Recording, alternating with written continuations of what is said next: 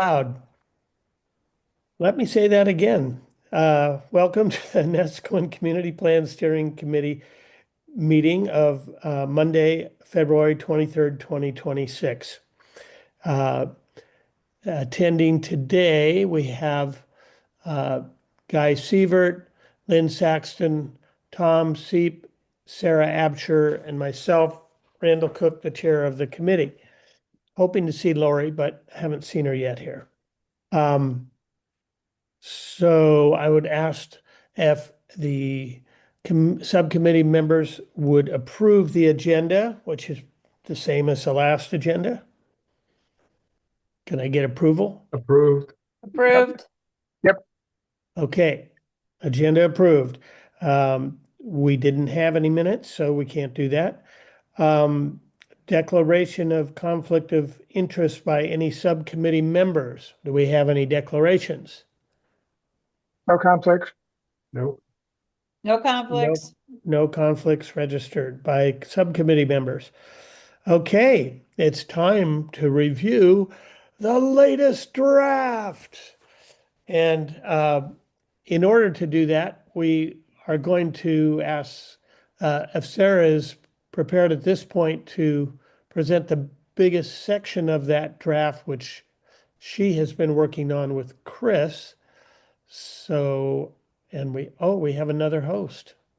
How about that's Nancy? Oh, okay. Hi, I Nancy. I am logged in as myself, Okay, there you but No, go. you you're not. know, it just does this. Yes, because it's got my regular background, not my Lori's host on too. background. Right, And Lori is not Rand, here as well. Oh, Rand, she was wasn't. everyone on this call on the transportation call that with the NCAC? I Um, was. I No, was. I Okay, wasn't. so There's some of you Lori. were, so okay, all right, thanks. Okay, so and Lori has joined us and Nancy Vandell has joined us. So thank you for being here today, Nancy, as our guest, Thank as you. a guest. And good to see you, Lori. Yep.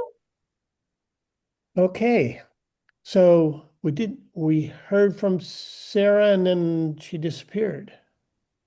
So, well, I Tom, would. you want, I really would like to know what the form of the feedback we're going to get from Sarah and Chris, uh, so that we can properly couch this stuff. Otherwise, we'll just go from top to bottom.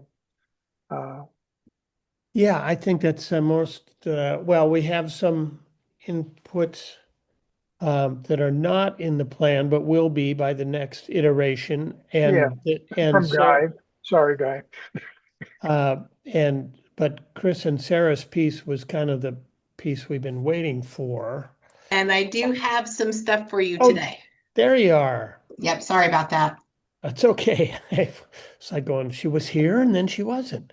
But I'm sure that happens. All the time. Yes. So, Sarah, how would you like to present your information? Should we go to the section that's in question, or how do Yes. we do this? Okay. So I have, can I share screen, Tom? That's up to that's up to Rand. I don't control Oh, anything. I can actually. Perfect. Okay. Yeah. Okay. All right. So what I did, and I've put together some basic things for your review. I'm going to show you what I did on the Word document. And then Tom, after our meeting, I will send it to you. Okay. But I think that there may be some refinement needed, and definitely everyone's going to have input. So, or Tom, Okay. actually, let me send it. Do you want me to just send it to you now when I go ahead and share it? Yeah, that would, Would that be better? unless you unless you intend to modify it. That's what I'm wondering. If you're going to potentially modify it, don't send it. Okay. All right. Okay. Okay. So what I did was I focused on starting on page 14 of the plan. So if we all have the plan, it's I started with the bicycle pedestrian access and then worked through to page 17. And so I'm going to go ahead and just walk you through what I did, because one thing that was challenging for me is I felt like I started getting repetitive because we have policies. Some of the policies are tied to several statements, Right. right? And so it was, okay, so do I keep repeating the same things? Or Tom, the reason why I want to send this to you after is for the group to see how I've consolidated a few things to avoid repetition of policies. Does that make sense to everybody? Yes. Okay. All right.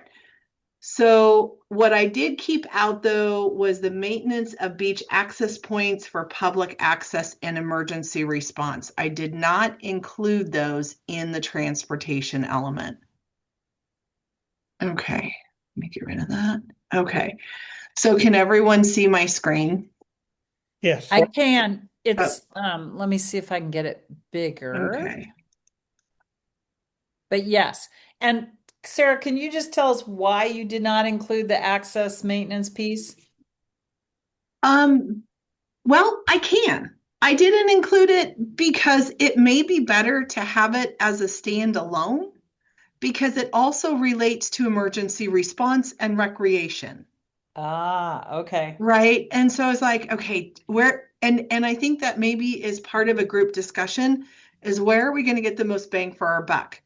Because what I also wanted to do was kind of beef up this section Mhm. for future funding opportunities or whatever it is. So I took what the group had written and added a little bit to it and refined it just a bit. So I don't know if you can all see it. I'm happy to read it if you can't see it.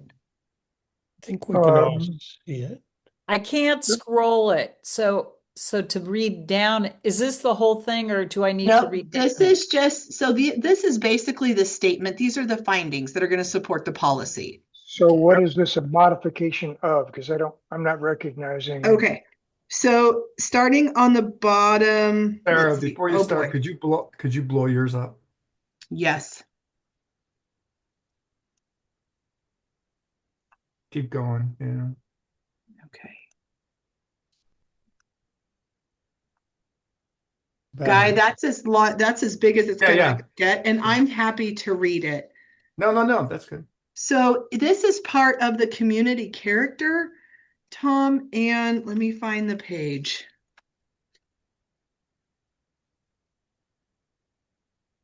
This is the only one that I did not attach a page to. Oh boy. I can find it. I just was looking for it in the part that we, It's on page 9, okay. starting on line 14, beach access.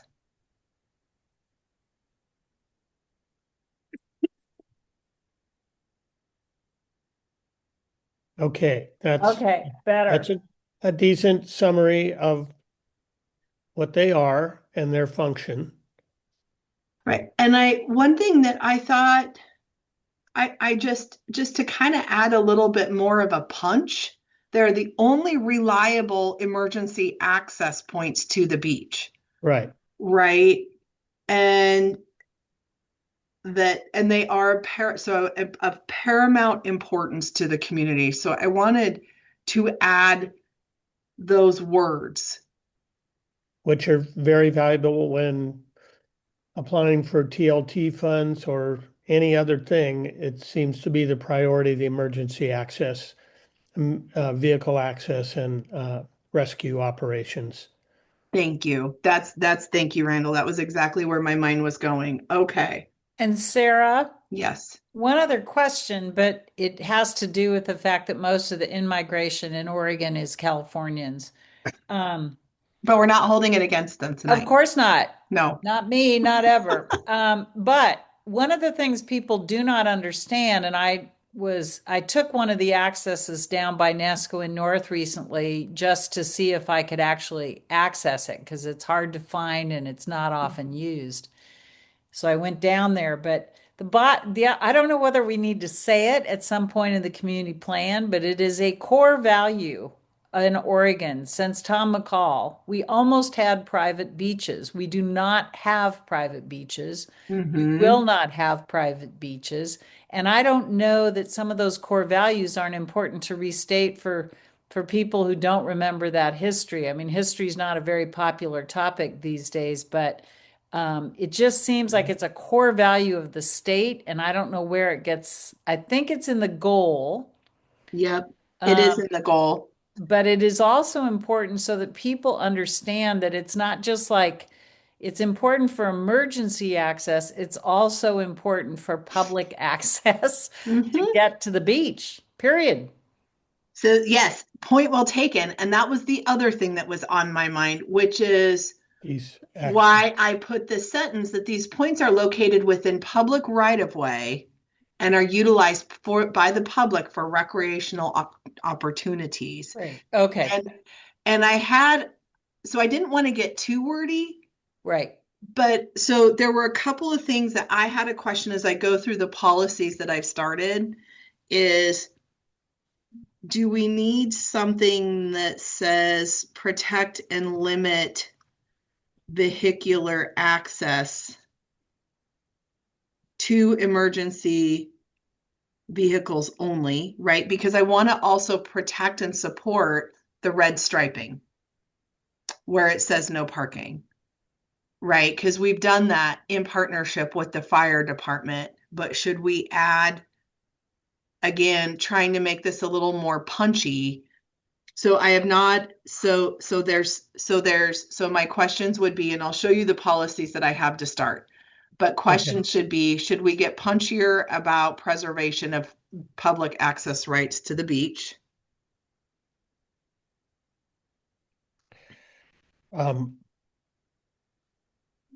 Punchier than what you've done or punchier than what we had? Punchier than what I've done. I think you're landing that pretty square on the jaw with what you had. Okay. And the question of protect and prohibit the access for emergency vehicles only is a good thing to include because I think it's an ORS thing It is. too. Yep. Mhm. Yeah, so that's worth mentioning. So perhaps you could put a note in there, Sarah, that you're going to add that. And So yes. Well, So, yeah, because you've got the language that protect and prohibit. So what is there a definition of vehicles? probably under state. I mean, does this include four-wheeled, the carts or whatever, or ATM, what were you riding there, I Rand, think it's at the border? any motorized vehicle is Okay. prohibited on our Is that- beach So Yes. by state parks or something. Mhm. any motorized vehicle but that excludes electric or bikes? I don't know if they've Uh, made the exception for motorized bikes yet, because that's pretty borderline on motorcycles. I don't know how you'd really distinguish. it's a motorized vehicle. I mean, Yeah, it's a vehicle, motorized vehicle. It's pretty straightforward. So it would be unauthorized motor vehicles Right, because some are allowed, right. right? And State then, parks. yep. Yeah, state parks rides up and down our beach a couple times a week. Well, and there is provision for handicapped vehicles, but I don't believe they are authorized to be motorized. No. I would agree with that. I think that's Yeah. right. The Okay. big wheels. Electric bikes are now appearing on our beach. So Wow. Well, I'm Okay, not, so I'm gonna put on Well, here. do we need to update something about that? So I'm going to I have a meeting coming up with OPRD on some other things. I'm just good gonna add question that to to ask my them. list. Yep. Yeah. We'll just go straight to the source so we don't have to guess. Good. Yeah. Okay. So the policy that I put in is right here. Tillamook County and the Nesco community will work together to explore opportunities through grants and other funding sources to ensure continued maintenance of the beach access points for public access in emergency response. These efforts will be in coordination with the Nestucca Rural Fire Protection District, Oregon Parks and Recreation Department, and any other local, state, or federal entity identified as a partner in these endeavors. That sounds real. I was going to use stakeholder, but that is no longer a term that is being widely used. So I thought entity could include organization. If I said agencies, it may imply only governmental groups. And I think what we want to do is open it up to like the NCA Yeah. or others. Sarah, Well, I regret that the term snakeholder has been disenfranchised. So The what? snakeholder, oh, stakeholder, yes, that's it. Yeah. That was humor, sorry. Oh. Sarah, Yes. could you also put on your state parks list, and maybe other, I don't know if everyone agrees, but I would love to see clear signage at the beach access points. Which signage? Clearer signage. We have a lot of warning signs, different sizes, shapes, standards Yeah. about, the rip currents, other issues and dangers of the beach. And I'm curious, even if Nesquin is up to date with what state parks has, and my guess is they would govern those signs. I mean, when you walk onto the beach, there's like 5 or 6 different kinds of warnings up there. Mm-hmm. So I'm just wondering if we could, if they got a more up-to-date signage and something that we could replace at all of our access points. So a policy would be to maintain signage consistent with, Yeah, I wasn't introducing it as a policy. I was just saying if she's going to meet with state parks, just as a okay. question for them to add. Okay. Yeah. Oh no, I don't think we should put anything in there, Tom. Sorry. Okay, good. I was trying to verify. Yeah. Although, to Tom's point, when it comes to emergency preparedness, tsunami warning signs, directional signs, Tom, I would definitely put that in our parking lot because that might dovetail into that work. Okay. I'm just going to put in here, Guy, updated signage. I know who is doing that right now. One of our communities is working on that, and I cannot remember which one it is, but it's usually a collaboration between OPRD, Visit Tillamook Coast, and Public Works. Oh, okay. So but I will ask. I think that's definitely worth asking. And that was the other note I had on here was just warning signage or danger signage, or even like some sort of cultural or historical kiosk signage, right? We need something to grab their attention, rather than, like a shark taking a bite out of a leg picture. Have them stop and take a look, and then we can have warnings about other things. Don't get washed out in a riptide. A shark could get you or something. I don't know, but right. They'll take a selfie with the picture of the person getting eaten by the shark. Yeah, something like that. Uh-huh. Okay, so I will add a couple of policies, but fundamentally, and I'll give this to Tom so he can integrate this in to that section. Okay. But any heartburn, anybody really not like something I've done on this section? Okay. Nope. Okay. So then driveways I pulled out because that's more of a zoning thing. But like the beach access points, I thought, okay, we need some sort of framework around why there's this policy that is then implemented through the zoning ordinance. And so worked with Chris to put this together.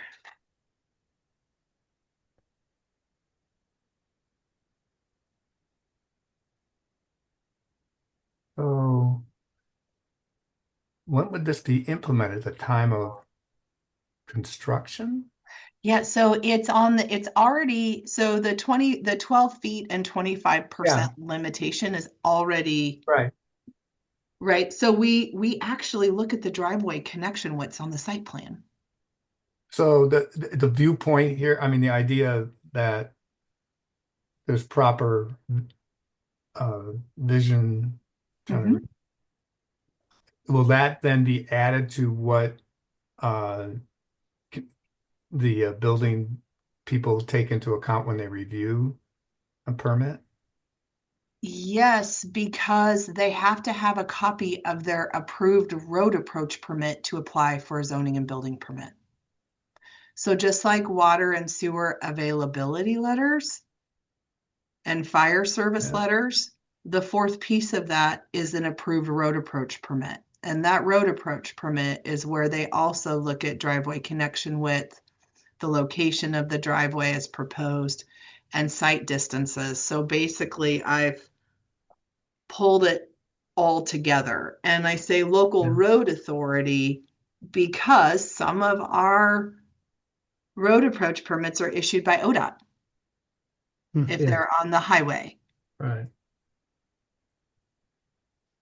Right. I don't want to put a wrench in this, but so the driveway thing is important to the housing stuff we adopted, particularly in some parts of Nescoin, right? Correct. And how do those two tie together?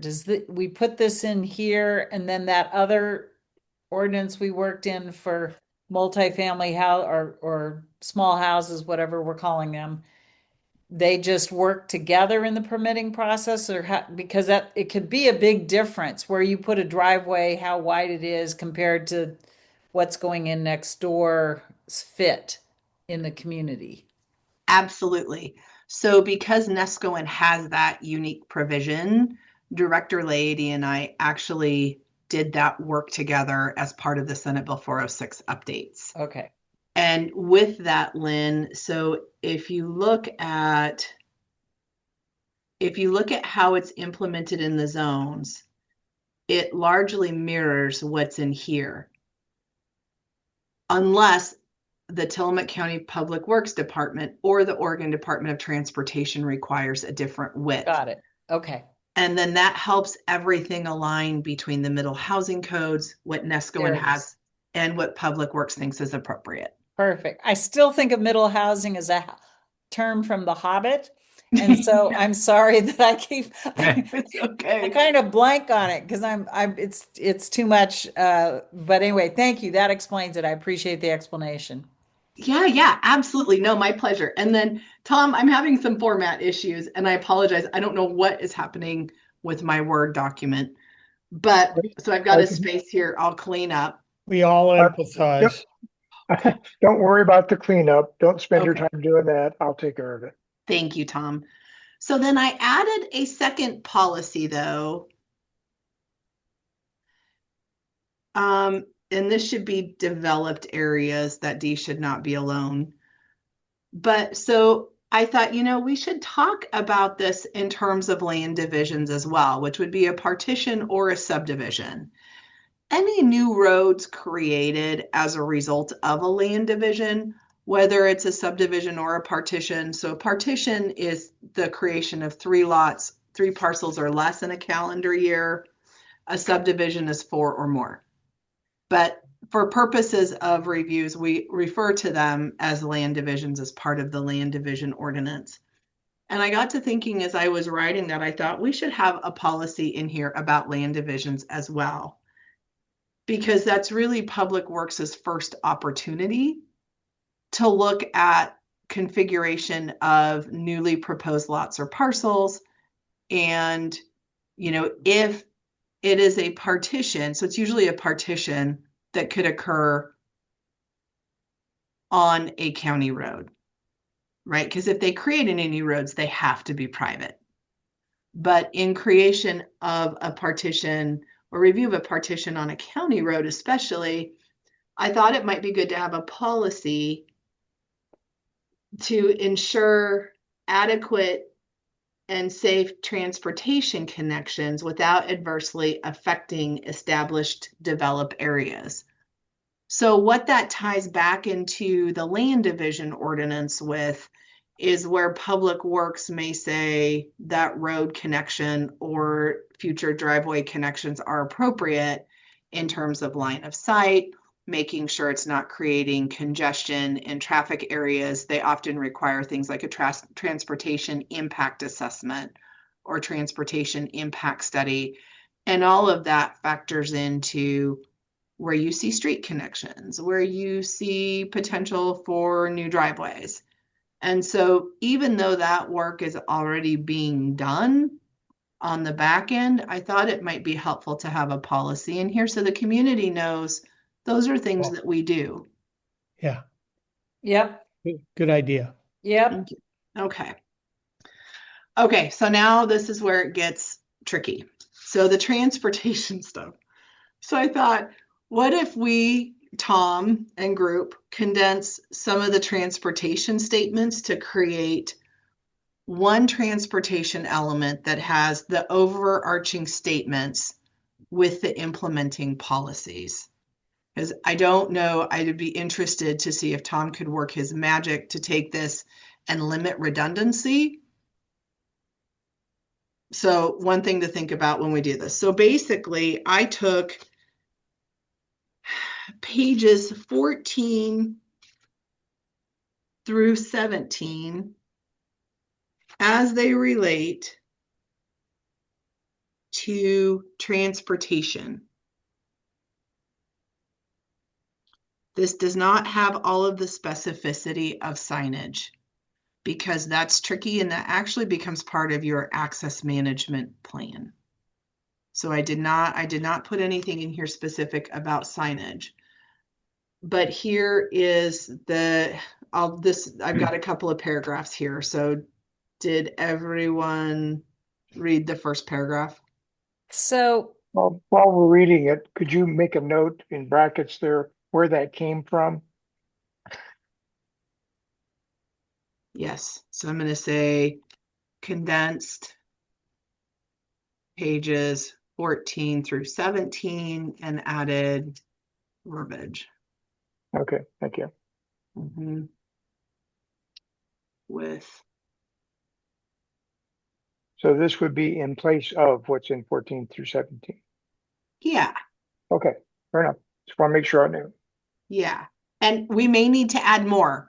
I started with what I think streamlines and pulls in the salient parts that are relevant to what we can do with land use and public works.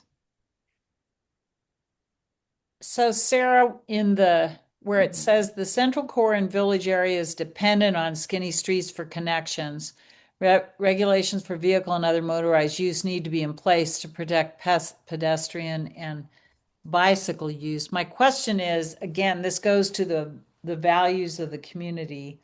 Mm-hmm. That's a core value of the community. Mm-hmm. That, skinny streets are desired. Mm-hmm. Pedestrians and bicycles are desired to be able Mm-hmm. to be out there and community oriented, not like we need a new highway or anything. Right. And so I don't know that this communicates that that's a value. It just says it's that we're dependent on it, but I don't know where or how we also say that's a value of the community that's been in place for decades. Mm-hmm. Okay. It is the unique characteristic of Nescoin that people Parts of Nesquin, I should say. Yeah. Parts Parts of of next. Parts of Parts, Nesquin. And I think in the village is where it's most highly valued for the, there are things other than the village. What? of course. Right. So we can say that. We can say in the village, skinny streets are highly valued and are part of the history of the community. It's always been that way. It slows the traffic down. It prevents the, just the whole thing. But it's a core value. Okay. So Sarah, I think I wrote this paragraph at one time. You wrote part of it. Yeah, I did a What's little different? I'm trying to think of. wordsmithing. Okay. So I then guess- there's this part two. Yeah, more than a dozen. Yeah. So yeah, I'm not gonna say I plagiarized because we're sharing words, but right. yes. more than a dozen? Uh, So that I took from the plan. That came straight from what's already been written. Really? I mean, I'm just wondering if we have a dozen distinct neighborhoods. Oh, maybe we do. yeah, look at the map. So Yeah, I'm no, gonna put in here I'm fact check. starting to. It's just a shock to think about it, but it's true. I think, yeah. No, I think you're right. Yeah. I mean, you go from things you forget, like biking estates, and 13 by the map, current map.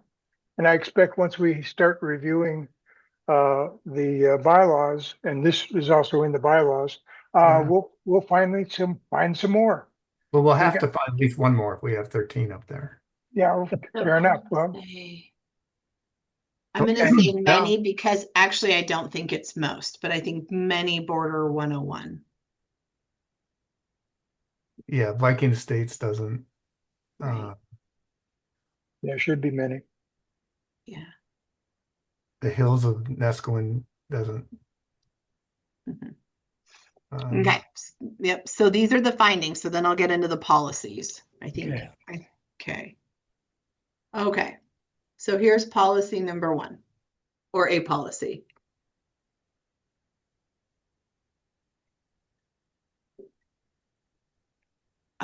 This should be to promote.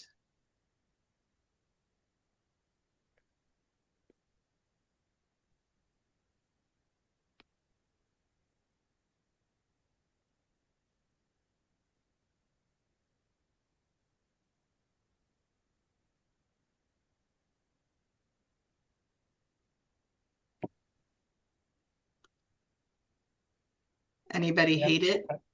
No, I think it's general. Okay. the only thing, let's see, the last sentence shall The explore Highway opportunity 101 piece. Yeah. ingress, egress, and I guess if we think that one of the ideals, I mean, I don't want to lose the pedestrian crossing of 101. I mean, that's just, I mean, however we include that. And I think if we do ideally create some kind of pathways where people don't have to walk along 101, I mean, that's the ideal. That's what we should be shooting for. Yeah. But there are still people who walk across. Somebody just last week ran right in front of me to get over to Summit Road. They were dodging cars. They didn't know you were blind, guy. Yeah, that's true. But there were cars coming the other way too. But anyways, something to include that. Right. I question the word opportunities. I'm not quite Okay. sure the access management plan shall explore opportunities for ingress egress.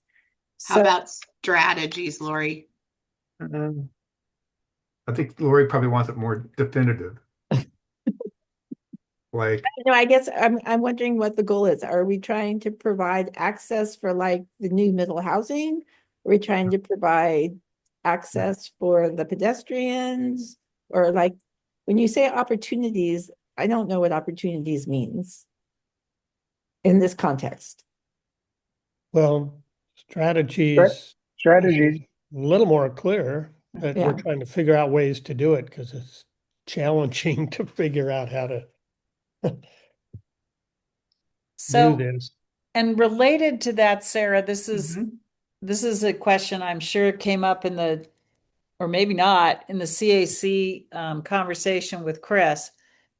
But is was a pause light ever considered for the left turn into Nescoin on Highway 101? There are parts where there is like a, it's like a slow thing. It's like it's a visible indicator at the intersection that you should be slowing there because Yeah. there's something there that you're going to turn into. Has that Mhm. ever been discussed in the history of Highway 101 in Nescoin? Oh, that is a great, yeah, I'd I say Randall. I wrote a letter about 3 or 4 years ago to the highway department, and they basically said, there's no evidence to support that that's necessary. And Or so many, I how wrote many a people have to die first? That's the question. Yeah. That That's, was my yeah. response. yeah. Should we I wrote a start letter about counting? the Guy, you could have accounted for the first one there the other week. Yeah, oh missed gee, opportunity. Could have helped us out there. Oh, no, you do not need to take one for the team. No. well, I remember when I went to ODOT about the coming out of Summit and the vision, especially remember, Sarah, when we were doing the plan unit development there, and the The golf concern was course. all people coming out on Summit. And I remember going to Mhm. ODOT and saying, we got this curve, cars coming around. And they came back and said, oh no, the the vision is okay. It's okay for these cars coming out of They're Summit, they only can see the going cars. 50. Right. Yeah, they're only going 50, so you don't have a Mhm. problem. Well, and Oh well. honestly, the first step to get any kind of a ball rolling with what you're hoping for and what you want to achieve is through this transportation system plan update we're doing now. And these are the kind of comments that have to go to ODOT in the virtual sessions, the virtual open houses, and when we have the virtual community meeting, the open house. Because to me, that's one of the biggest things to talk about here. And maybe I can, I'm going to put a placeholder on this because the other thing I might be able to do is talk to the consulting team to determine best language for safe connectivity, right? Because that's really what we're looking for, is we're looking for that safe connectivity for folks to go back and forth across 101, because basically Highway 101 serves almost as a barrier right now to that community connectivity, right? It's Yes. dangerous. Lynn, to your point, there's concerns about adequate warning signage. There's all kinds of concerns. So in the past, the transportation goal of the statewide goals Mhm. was that when the comp plans were approved, there was an analysis that communities could do and say, look, and it was probably it just I have to finish this. Hold on just a second. So the analysis was like, this road has 4 ranches on it, and the cows have to be on the road two Mhm. times a day at these times, and there's nothing we can do about it. But they had really good analytics for when they could say, whoops, we got to do something here, whether it's a yellow pause light or something else. I Right. got to believe that ODOT still has those numbers for, and particularly for Nescoin. How many car accidents? It may not be how many people are killed, but how many times have people rear-ended people coming Mhm. around that curve too fast, coming Mhm. through over the mountains? So Chris knows that, or at least Chris knows where those numbers We are. can get that from the Yeah. consultant. And the only reason I raise it is if that's what you all think is would be effective to kind of at least get things better than they are today, we need to be able to underscore it here and kind of say and focus energies on it and say, look, this is a really high priority for the community because of X. But I wouldn't want to do that without those numbers, because the whole state uses those numbers to, and as well they should, to allocate resources. Right, So right. So just Chris would one of, know, I would bet, with that wonderful chart he's got and that wonderful graphic. I bet he knows. We will So ask him. I would like to have as our way of crossing 101 what they have in Lincoln City, those pedestrian crossings. Yeah. I think those would be ideal. We're yeah, not going to get a bridge, and people won't go across the bridge anyway because they have to go up and then down. But I would love to see a pedestrian. so an island that you walk to, Yeah, it's an island and flashers. They right, they get activated when somebody says, "I want to cross the street," right. and you get flashing lights, and it gets people attention. And So that's a good point. I would have another question and regarding this. So the community association keeps raising more money, and one of the things they want to do is see how they can help provide safety if those who provide those things say, well, it's not warranted, we can't afford it. Can the community say, well, we'll pay for the blinking light and the solar thing that runs it because we think it's necessary and we're willing to fund it? Is that even a mechanism, or is it just you can't do it unless you live up to this criteria?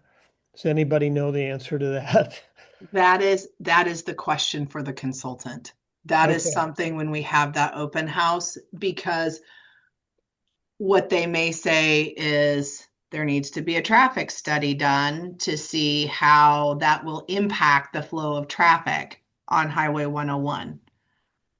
Okay. Right. And so I think it's twofold. It's, can the community help fund that That's study right. to support that crossing going in with a determination that that type of a crossing would not disrupt the flow of traffic or create any vehicular safety issues? Because it's twofold, right? Part of it's Right. pedestrians, part of it's traffic.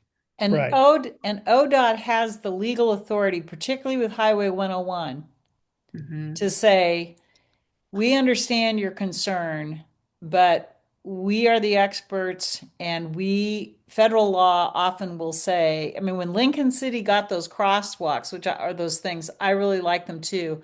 I think the business community got really activated in saying, we've got a tough economy here and we've got to get people across the street to the ocean. Mhm. And so there was an analytical framework for it that fit with what highways require and ODOT requires. So they have a voice, they have a strong voice, and they have a few statutes, but it's always worth pursuing, because when those Lincoln City lanes were put in, everyone thought that's never going to happen.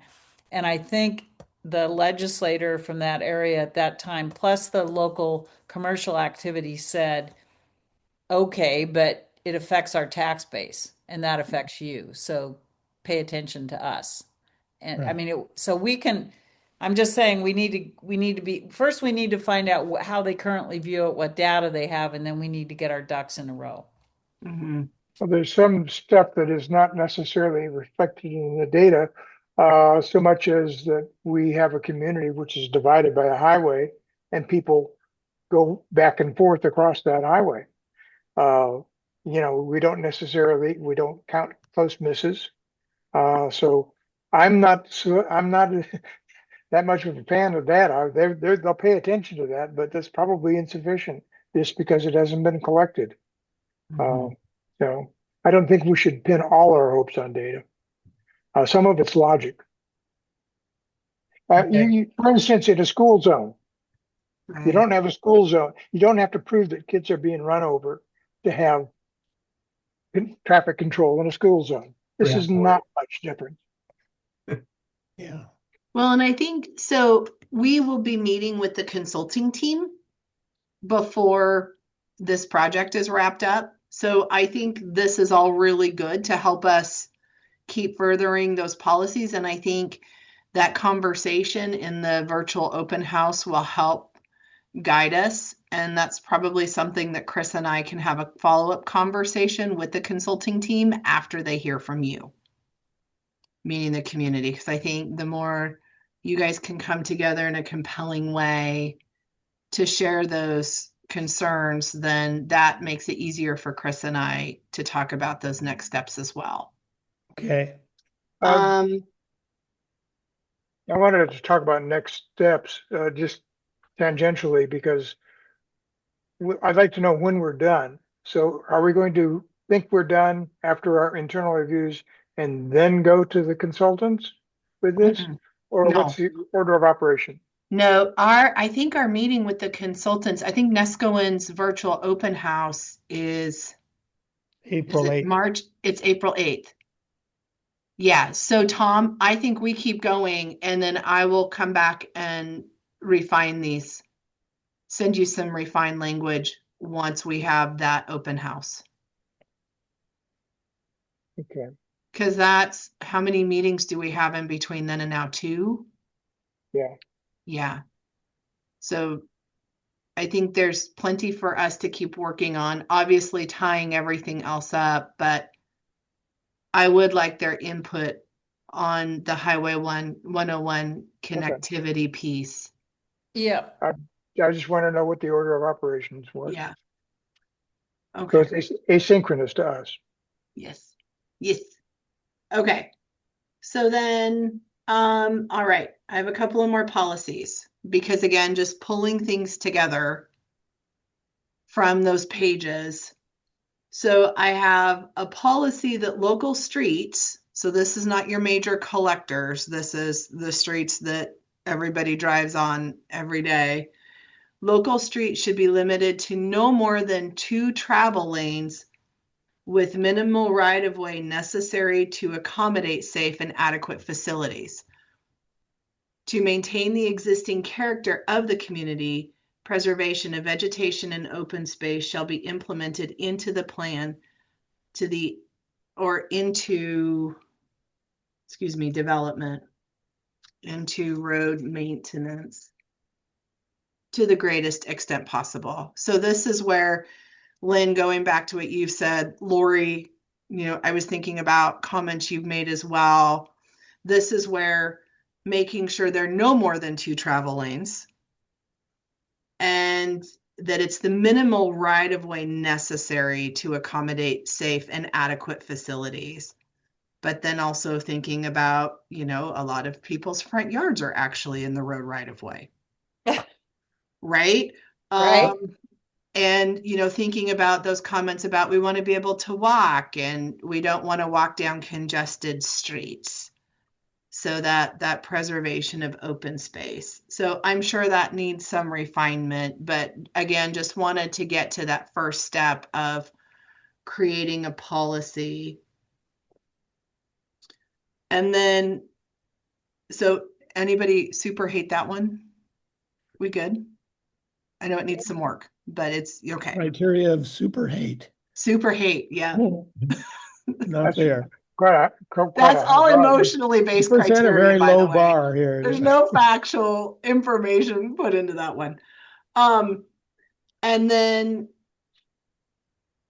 so policy, the Nescoen community supports county plans to maintain and improve streets. Rand, I was thinking about in some of the stuff that you wrote about here about lack of funding, Mhm. and different things. Some of that is appropriate to put in here, and I would say some of it is outside of the scope of the community plan. And I'm still trying to figure out with Chris where that line is. Okay, yeah. But I think there's room to put more there, but wanted to start with that policy. And then a policy about warning systems, routing, and awareness plan for tsunamis, which I know the community's already working on. And Can we go Lori, back, that one may need Sarah? to go back. Yes. Sarah, can we go back? Yes. So I don't, let me just say this and people can disagree. I don't think it should be a policy of us to blindly accept whatever maintenance and plans, whatever that the county public works comes up with. Okay. We may object to some things they come up with. Um, I think it's more about our policy should be to be involved in the planning, uh, so we can at least express our, what we think should happen in our community. But that statement to me, Ryan, it feels like we are blindly accepting whatever Mhm. county says should be our maintenance and whatever plan. And I just, that feels odd to me. Mhm. So I appreciate that, Guy. I was trying to figure out how to put something in. So think about the meeting when, oh, sorry, Lori, please go ahead. Oh, I was just gonna say that I would like to see it that the county is acknowledging that they're responsible for maintaining the roads. Because some of the verbiage that we've had before kind of assumes that they're not taking responsibility, so we're going to come up with a way to pay for it ourselves. We're already paying through taxes. So, not that I don't think that a road maintenance agreement might be necessary, blah, blah, blah. But somehow in this wording, it like I would like to see the Nesquin community acknowledges the responsibility of the county to plan and improve streets and wants to be part of the process. So, Lori, this is an example. The county commissioners have voted to not maintain local access roads. That's right. That's a policy. We may not agree with that because what that means is they don't maintain all of our roads because all of our roads are local access. So uh, that's an example of where we don't have to support that. We, in fact, may disagree with it, and maybe county commissioners can vote it, and the public works has to act on it, but we don't have to support that policy or plan. In fact, what you just said would say that we don't support it. So that's where I think that statement's got to, and somehow this said that I think the Nesquin community wants to be in, you should be involved in the policy making the decision process. I don't remember, and Sarah, I don't know when the county commissioners voted not to maintain local access roads, but I don't ever remember it coming before the CAC. It was when the federal money dried up, right? So when Chris gave his presentation a Right. couple of community plan meetings back, when the public works department literally fell apart, it But was when the at that county time or commissioners before. when the county commissioners took it up, were the CACs No, it was or decades. No, It they was were not. decades ago. Right. about that? So it's been decades since local access roads have been maintained. Correct. Yes. Yeah. And to Lori's point and to Guy's point, the county can prioritize its expenditures to the extent that they follow state and federal law, right? Mhm. And but beyond that, the way the process is supposed to work is people vote for people who do what they prioritize. It's not entirely just kind of we're passive. There aren't any passive investors in state and federal government and county government.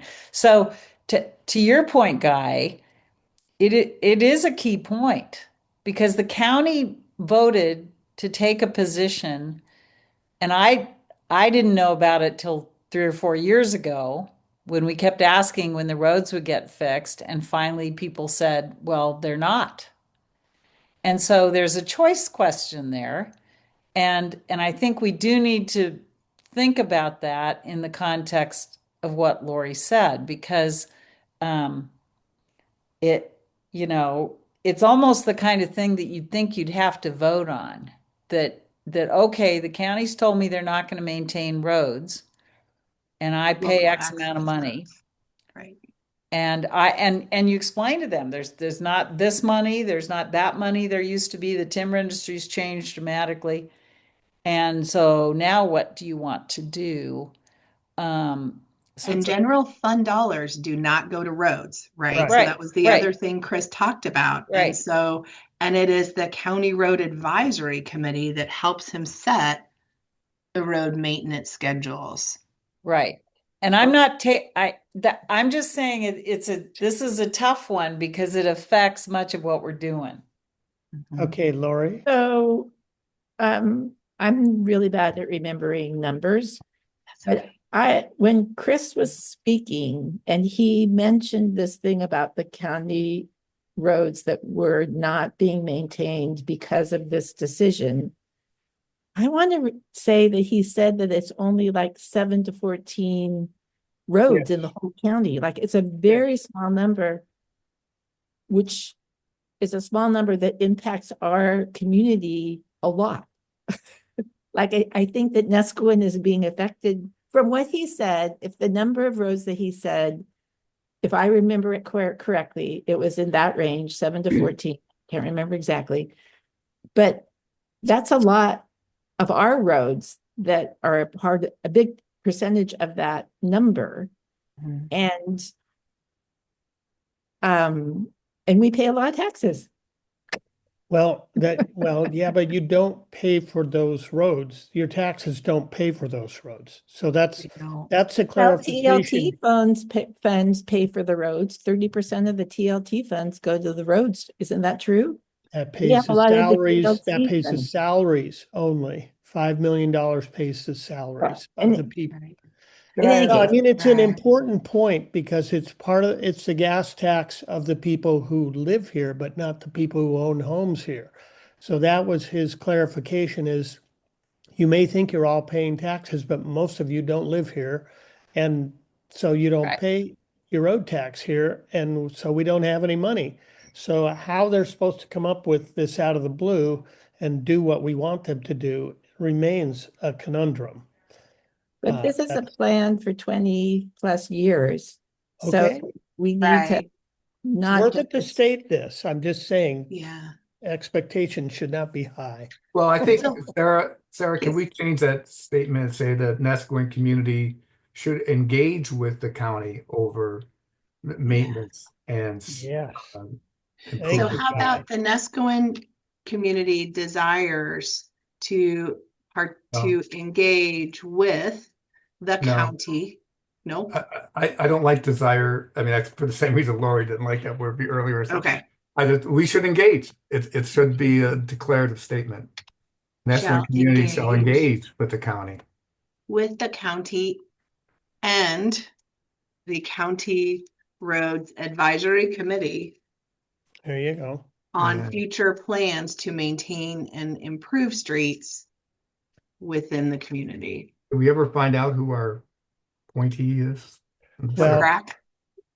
according to Alex, Jeff Walton was singled out by someone else in the community. And so he was rolling with that. And I said, well, I think it should be discussed a little further rather than just give it to the first guy who was mentioned.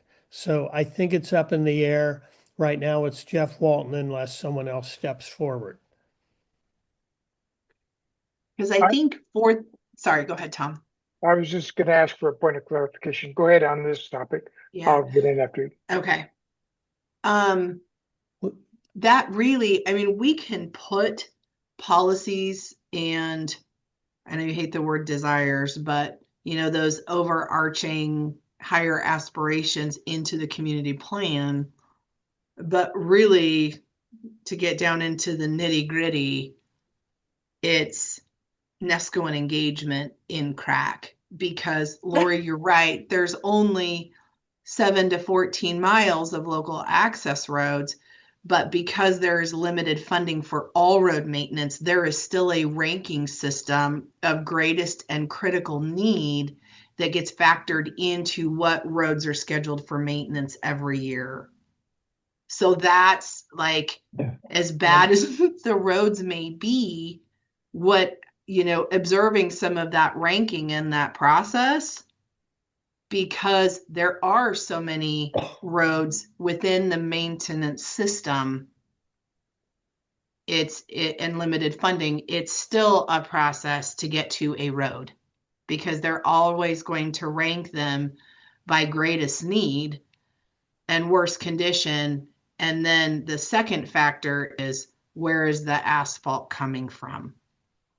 Because if you recall, the other thing that Director Lady talked about was location, like availability of asphalt in those asphalt plants. Well, We don't have a plan anymore. if I were on the road committee, Mhm. I would, and from Nescoin, this is me personally, my priority would be all the emergency beach access points to be maintained by the county. They should be the highest on the list. And yes, it can be funded through the various grant things that RAN and CAM and others have done, but it should be the highest priority of our roads in the village. It's the thing that has the most safety issues involved. It has beach access issues involved for people who, Well, trouble it getting is being maintained. through grants. It should be on the county list to maintain, not dependent on you, Rand, to have to write grants and go out there in the rainstorm, putting up lines to make sure people can get down there safely. So I understand, I'm not putting down what you guys have done is amazing. It should be the county's responsibility. That's for me. That's a personal thing. And it's a local access road. It's a county street. Maintain it. I'd like to have a little clarification on what's a local access road. On the Nesquin portion of the GIS map, there are a couple of colors. Mhm. I can Did you share want my me to pull screen. here? Yep. Yeah. Here, Tom. Well, can you guys see I've switched screens? Oh, nice. Oh, Do you guys see that? Yeah. So this is Okay. the internal, this is the GeoMoose. It's ancient, but it still works until it breaks. Okay, so let me, Transportation. Because the current map that's available to the public does have a thing called county roads. yep. So red are county maintained, orange are yellow access, and black are private. So Hillsborough, so you guys can see the red. Hillsborough is local access. Forest Grove is local access. Woodburn Way, all of Hawk Creek Estates is local access. And Sarah, go up to the north. Go up to north for that public access that's up there. To 'Cause there- Nesco and North. Yeah, well, it's way before Nesco and North. There's one public access that's no longer signed at all. Go down a little farther. I think the neighbors took the sign down, Lynn.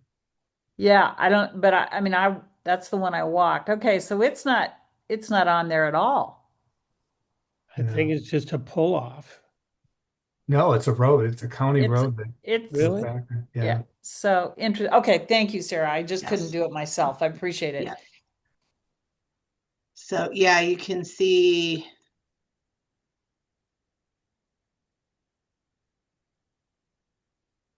And then obviously, so some of the roads in South Beach, this part I don't think is accurate on what I've got, but it gives you a better idea. Right. So Hawk Creek Hills basically when it was developed, they deeded the roads to the public, so they're all public roads, but they were never brought into the county maintenance system. It would be really great to have an accurate map for that transportation meeting in April that anybody could look at to Mhm. understand I will make a note of that, Lori. this information. Well, the current map, Tillamook County GIS map is pretty much the same as this. Yeah. I'm looking at them side by side. Different colors, but basically the same information.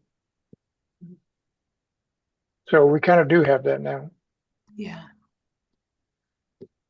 Those, So, those are oh. mostly gravel roads, Mhm. I think. In the village. The orange ones, I think, are. Yeah. Okay. I'm gonna go ahead and close that. Okay, so that's what I've got so far. So are you guys, I've taken some notes. I'll continue to do some refinement. Are you guys good with me shipping this off to Tom to work his magic? And is there anything in pages 14 through 17 that I have left out that you feel strongly need to be added in? You'd probably say instead of on the crack Ono future plans, we should probably change Ono to yeah. Thank you. Tom would have caught that. I was leaving him something to do, guy. I have enough to do. It's okay. And then these policies, so this one I've been putting in everything because one of these days when we can get funding, Chris and I actually hope to start looking at community-wide stormwater management plans. It is going to be expensive. I'm not sure it will be done in our lifetimes, but we got to start somewhere, and having a policy and a plan ready to go in case opportunity comes knocking, we want it there. So that I have kept in. And then this, the policy about tsunami warning system routing and awareness plan. We have something similar in other parts, and that may go in the emergency preparedness part, but there is a nexus with transportation just simply because, as many of you know that worked on the signage installation, you can't just put signs anywhere. Right. And that could include blue strips or blue stripes later and other warning improvements within the right of way in the future. Sarah, So again, one of those, if opportunity comes knocking and we get to apply for something, we want to be able to point to it in our plan. yeah. Sarah, why is it that we have to say that the county is responsible for maintaining the roads that are in I their thought system? that's what you wanted me to, or somebody wanted me to put that in there. Well, that's like what their job is. That shouldn't be a policy statement, should have ours. Well, I thought it was important because Chris told us that they weren't responsible for our roads. Well, what that statement says is that they're responsible for maintaining the roads within their system, maintenance system. And in fact, our local access roads aren't within their maintenance system. That's right. They're a different color. Yeah. Well, they're in the maintenance system. They're just not being maintained. Yeah, the Because red they are road not- said they are maintain admi- roads. Well, they are acknowledged as being part of the system, just acknowledged as being orphans. Well, I don't know. Did Chris say, I mean, I don't know. I don't think he would agree with that statement. No, Which I one? don't. Which one? In Mine? his maintenance system. Which one? This one. Well, he would agree with it. It's factual, but if you wanted to change it to something else, you're going to have to duke that out with him. I'm not sure. I would like to leave it in so I can try to honor Lori's wishes to have some acknowledgement. Or maybe it goes up in the top Okay. with the other findings. I think as long as we understand that that's the point of this policy statement is Yeah. that we believe that the county as a policy should be responsible for our local and I would have to add local access roads, but because I think you're right, Chris would not say that they're within his maintenance system. Yeah. So let me think. Okay, so the county is responsible for maintenance and improvement of roads within the county's road maintenance system. You could say Nesquin believes that local access roads should be included in the system, So- Nescoin, or advocates, or So I'm confused uh, here. I'm confused here. We looked at a map. It had Yeah. red maps for everything but the little orange ones, which are gravel roads, and it said the red represented county maintained roads. correct. So, why are we saying they're not responsible for them when Because they're on the local map it access. shows they are? We're talking specifically about the local access roads, Randall, not the red ones, the orange ones. Well, the Yeah, orange ones but are gravel my roads. my point was they are in the system. It has been decided not to maintain them, but they are in the system. See the lines. Is that There you true? go. Not true. Yeah. All right. I mean, I'm good with it.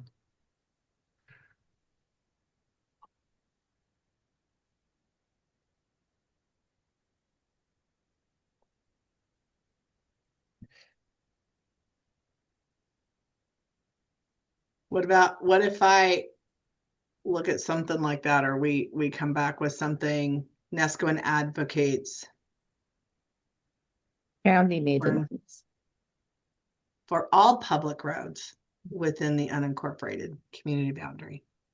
So that would be Hot Creek Hills, that would be Hillsborough and others. And Sarah, I think, just in transparency, there are conversations going on about this right now in many levels, right? Yeah. And so the and it is a complex field because how does a county no longer take care of a road? There's a process required by the state for doing that. I mean, it's these are issues that have been discussed in big forums around the state for a long time, and because of the structural deficits in the operating model, so to speak, they're going to be discussed going forward probably even more intensely than we have. So I defer to you to make sure that we do what is possible in the environment we're in. But I would be the first to say I have not read the transportation bill in its, Current form. completely. Mhm. And Chris's presentation of how the county views the world, I thought was really clear. And in fact, since that presentation is on the CAC website, my guess is before April, when people see our draft, we might want to point them in that direction That's so a that great everyone idea. gets up to a same fact platform before we keep going with this, because it is complicated, it is timely, and it involves a lot of overlapping jurisdiction. Yeah, I agree. So let's leave it So here for yeah, now. yep. And then so I will send this stuff to Tom. But I would say again, just in looking at those pages, I tried to condense everything, keep it succinct, keep it part of that community plan, just the supporting policies that go with it. So if there's if there's any language I've left out that people feel strongly about on those pages, please let me know. And I will go back and talk to Chris and see if there's a way we can So reword some of that. so the pieces early on were somewhat addressing parking, and that's about as much as we can do at this point as far as right of ways and how they function so that two cars can pass. And so that policy is there so that we can say like if the fire marshal comes through and says, you can only have parking on one side of the street so that two cars can pass, that we can refer to that policy. That's about the only way we Cor- address parking.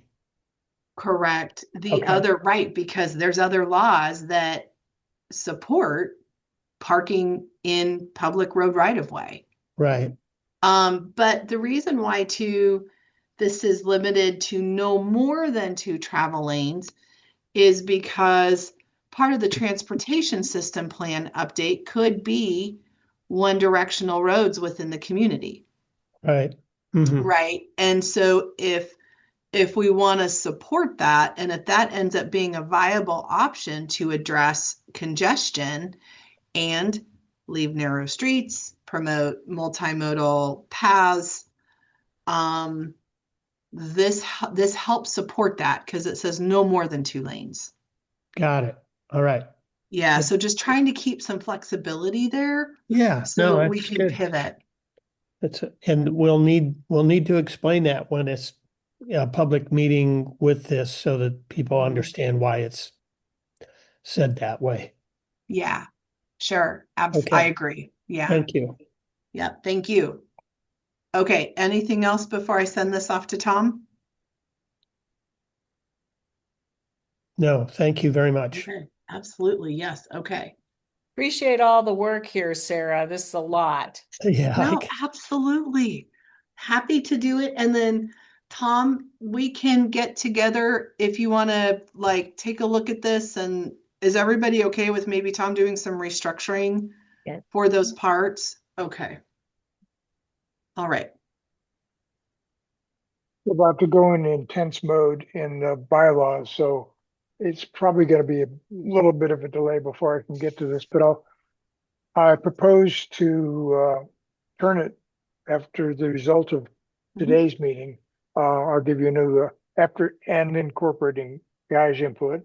I will put out a new one. What I've done with the sections that we discussed today that are changing, I've highlighted them in purple. So that will be the thing that will change and the next iteration after the one I put out today. Okay.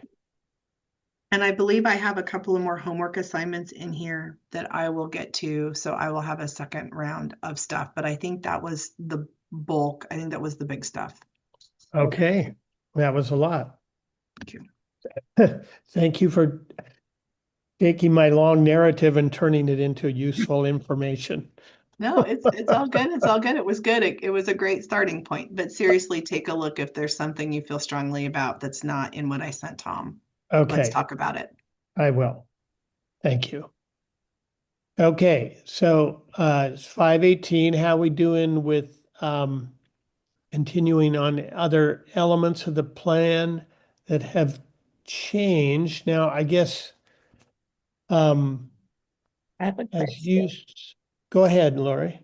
Um, while Sarah's here, I'm confused are we done talking about the middle housing thing? It seemed like we did a lot ourselves and then it got tabled and then the consultants had their own ideas. And I'm just wondering, is there anything that we actually have power over or do we just, we're done or not? That's a great question, Lori. So we are pretty much done. There may be, so as we start this next phase with the housing capacity analysis work, I may have to do some goal 10 updates, but they will be general and apply to everyone. They will not go in your individual community plans. They'll go in the big book. So, but obviously any of those updates would come back to the group for discussion, but those will be routed directly through the planning commission and the board. But in terms of actual zoning work, we're done. Thanks. Okay. Thank you for asking. I should bring up. Do you have what I sent you in front of you? You said I do. I didn't pull up. There were one or two places where I said we need to ask Sarah. Okay. I can put it on the screen if you like. Well, maybe this isn't her I guess let's just hold off, and when she's back, we'll Uh, bring it. That's Well, fine. she's here right now. I'm here. I'm Okay, not well, going we're gonna anywhere. bring up my. So I sent Tom some fill-ins that he had been asking for. Um, a couple of things that I filled in for the plan. Uh, that ha- but I also had a couple places where I said we need to ask Sarah. Let's see where they are. I don't. There we go. Where we put. Ask Sarah. Oh, okay. So Sarah, let's say we, and this has been talked about. Let's say if whether we had a natural disaster or whatever, let's say we lost everything, from the golf course west or something. Uh, would we should we even address in the plan whether or not, as a community, we continue to exist and move eastward? And one, I mean, given that everything almost eastward is natural, is resource land, Mm-hmm. um, is it even worth it for us to say that one of our, let's just say, I'm making this up, a recommendation that in case of natural disaster that limits whatever, however the language would be, and that would cause us to have to relocate some of the village, that our recommendation is that we move eastward into natural resource land. Mm-hmm. Um, S- so So, yeah, sorry, go ahead, Lynn. no, I was just going to ask, I just wanted to understand why you would want to do that, Guy. Well, if people still want, I mean, first of all, who knows what our community would look like after a natural disaster? It may be still very desirable to live here. Just you may not be able to live, let's say, in parts of South Beach or in the village in particular. So people may want to relocate and still stay here. Mm-hmm. It so you're assuming like an earthquake? More of a tsunami, yeah, a Yeah, tsunami following an earthquake. right. Because I think I, I, Sarah, so go ahead and answer, Sarah, but I have a question after you do. Yeah, so there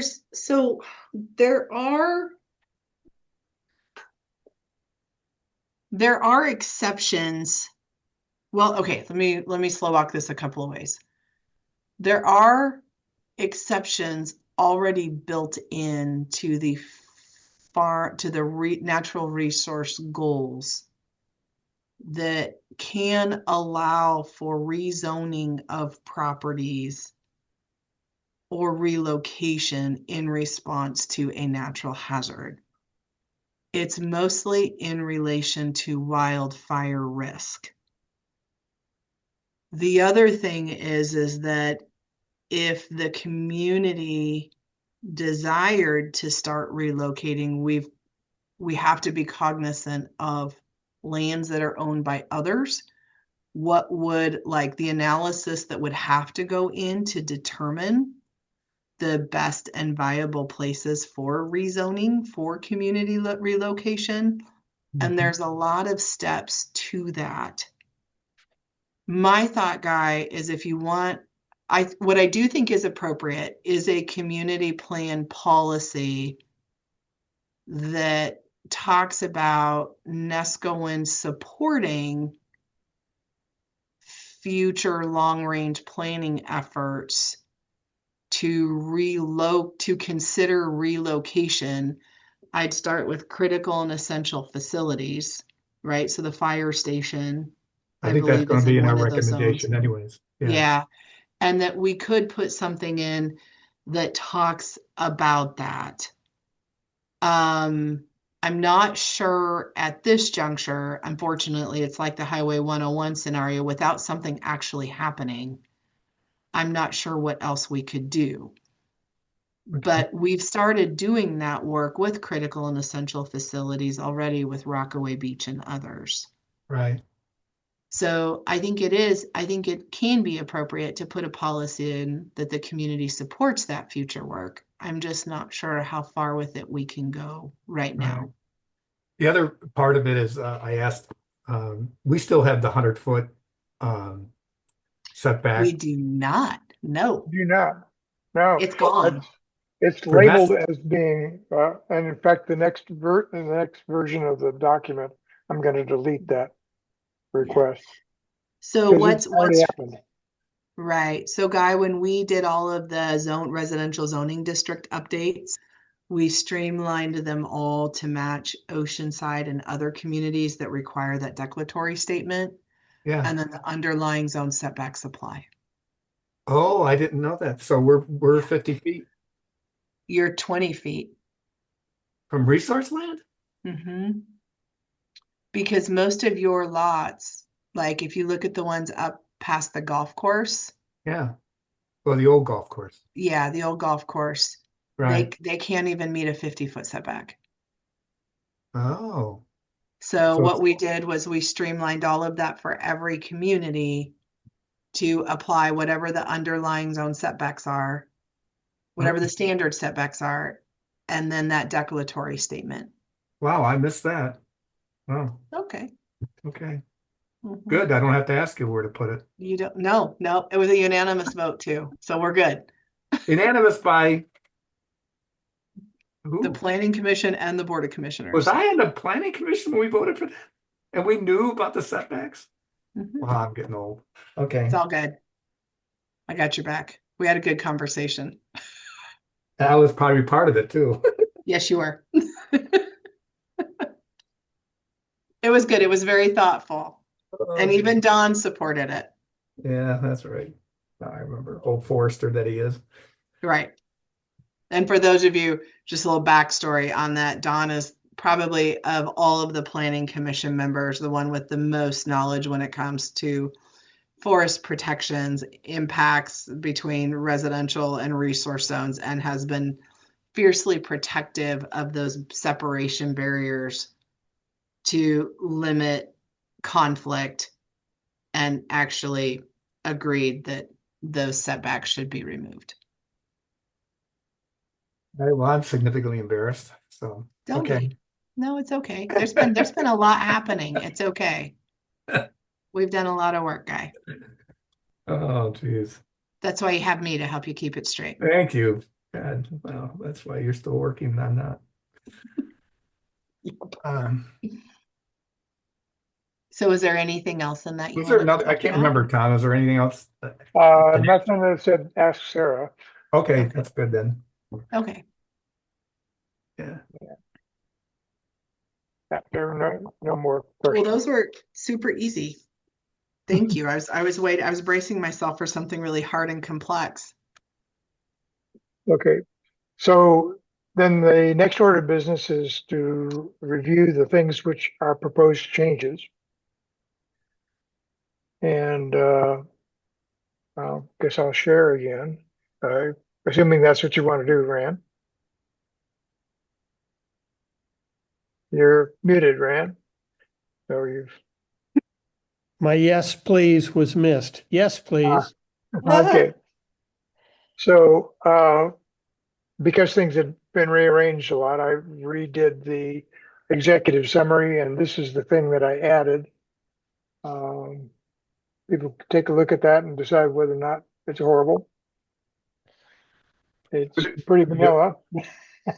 You added 12 through, 12 through 19, everything in red. yeah, Oh, sorry, red.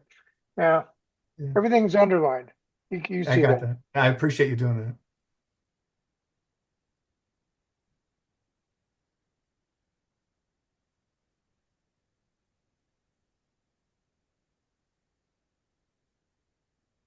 Okay. So, This is just what this document's about. That's the purpose of this particular section. Right. And so the the the community finalized its work in March of 99, and the county commissioners didn't approve it until 2001. Okay, Know which one you want to put in. I mean, our work was done in 99. You're right. well, that's when the community was. I went with the earlier date because that's when the work stopped.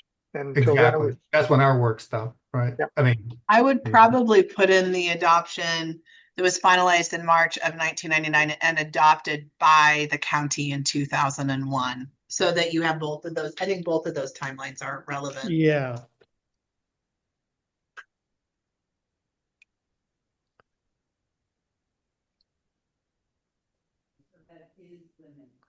Capital.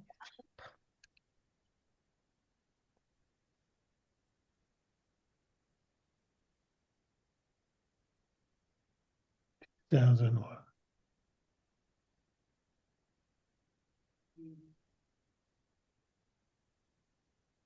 All right, right. good. There you go. Tom, help me with line 16. Description of the overall vision for the formal Nescoin community boundary refers Uh, to. that is a nod to the fact that this document is primarily set at the community boundary level as opposed to the greater Nescoin area. Yeah. Description of the overall vision. Should be Is for. is the overall vision. Is reporting to, okay. Yeah, it doesn't look very clear to me after not having seen it for a couple of months.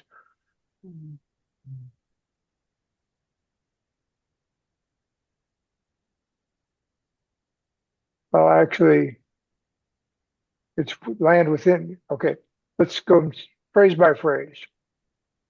That is meant to say what the document is about, the formal part of the document. Right. And then Oh, as I well see what you're getting at. as well as there should be a comma.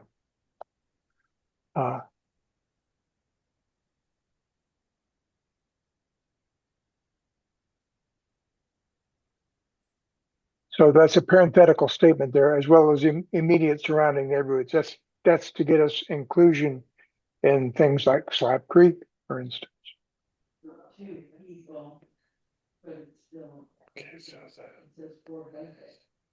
So what about Slab Creek? Oh, I'm just saying, the immediate surrounding neighborhoods, it's a shared vision.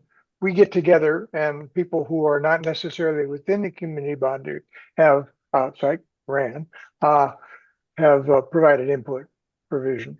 So, Tom, this is my way of would edit. I know exactly what you're getting at.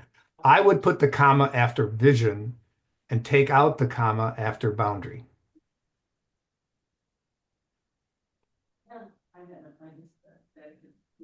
And I would just caution everyone again that this document only applies to properties within the boundary. But this is in the vision statement, not in the policy part. But the document itself only applies to properties within the boundary. The community plan does not extend outside of the boundary.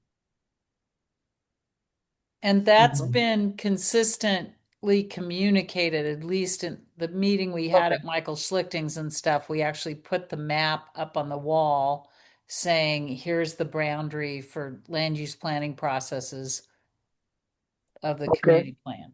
Yeah. So the question now is, does that go away? Yes. Sorry, just to be blunt. Yes. Okay. I think it's unfortunate.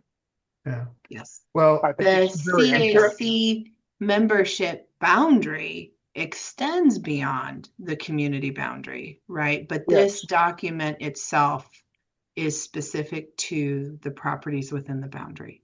Okay. I think there are parts of the appendix that are more broadly applied.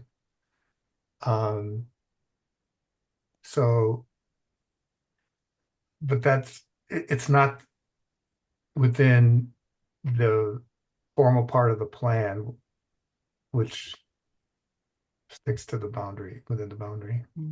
So we've clearly treated comments of the public equally, Mhm. whether or not they're in the community boundary or not. So that needs to be Correct. acknowledged also. So that That- was an attempt to acknowledge that, and apparently that's not acceptable. Well, but it seems to me like it may have been a different plan if we hadn't included all the other neighborhoods. So as members of the CAC who get to provide input and comment on the plan, that's appropriate. But this land use planning document in and of itself is focused on properties within the community boundary. The CAC gets to participate and comment on it. So it might not be appropriate in this executive summary part, but somewhere can we say, though it's acknowledged that this land use planning, the land use planning issues only apply to the Yeah.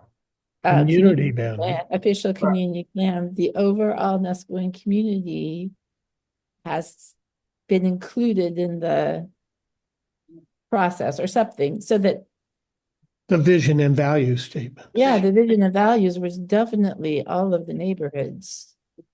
Well, So I think, well, let me just defend my original statement. The adjoining areas are affected by what happens inside the community boundary, and they're not isolated from them. And so therefore they should have their vision folded into this, even though the actual land use is not part of what they are concerned with, but they are adjacent to it, they're affected by it. so I think if you can find a way to say that, Tom, but clarify that this document is specific to the boundary,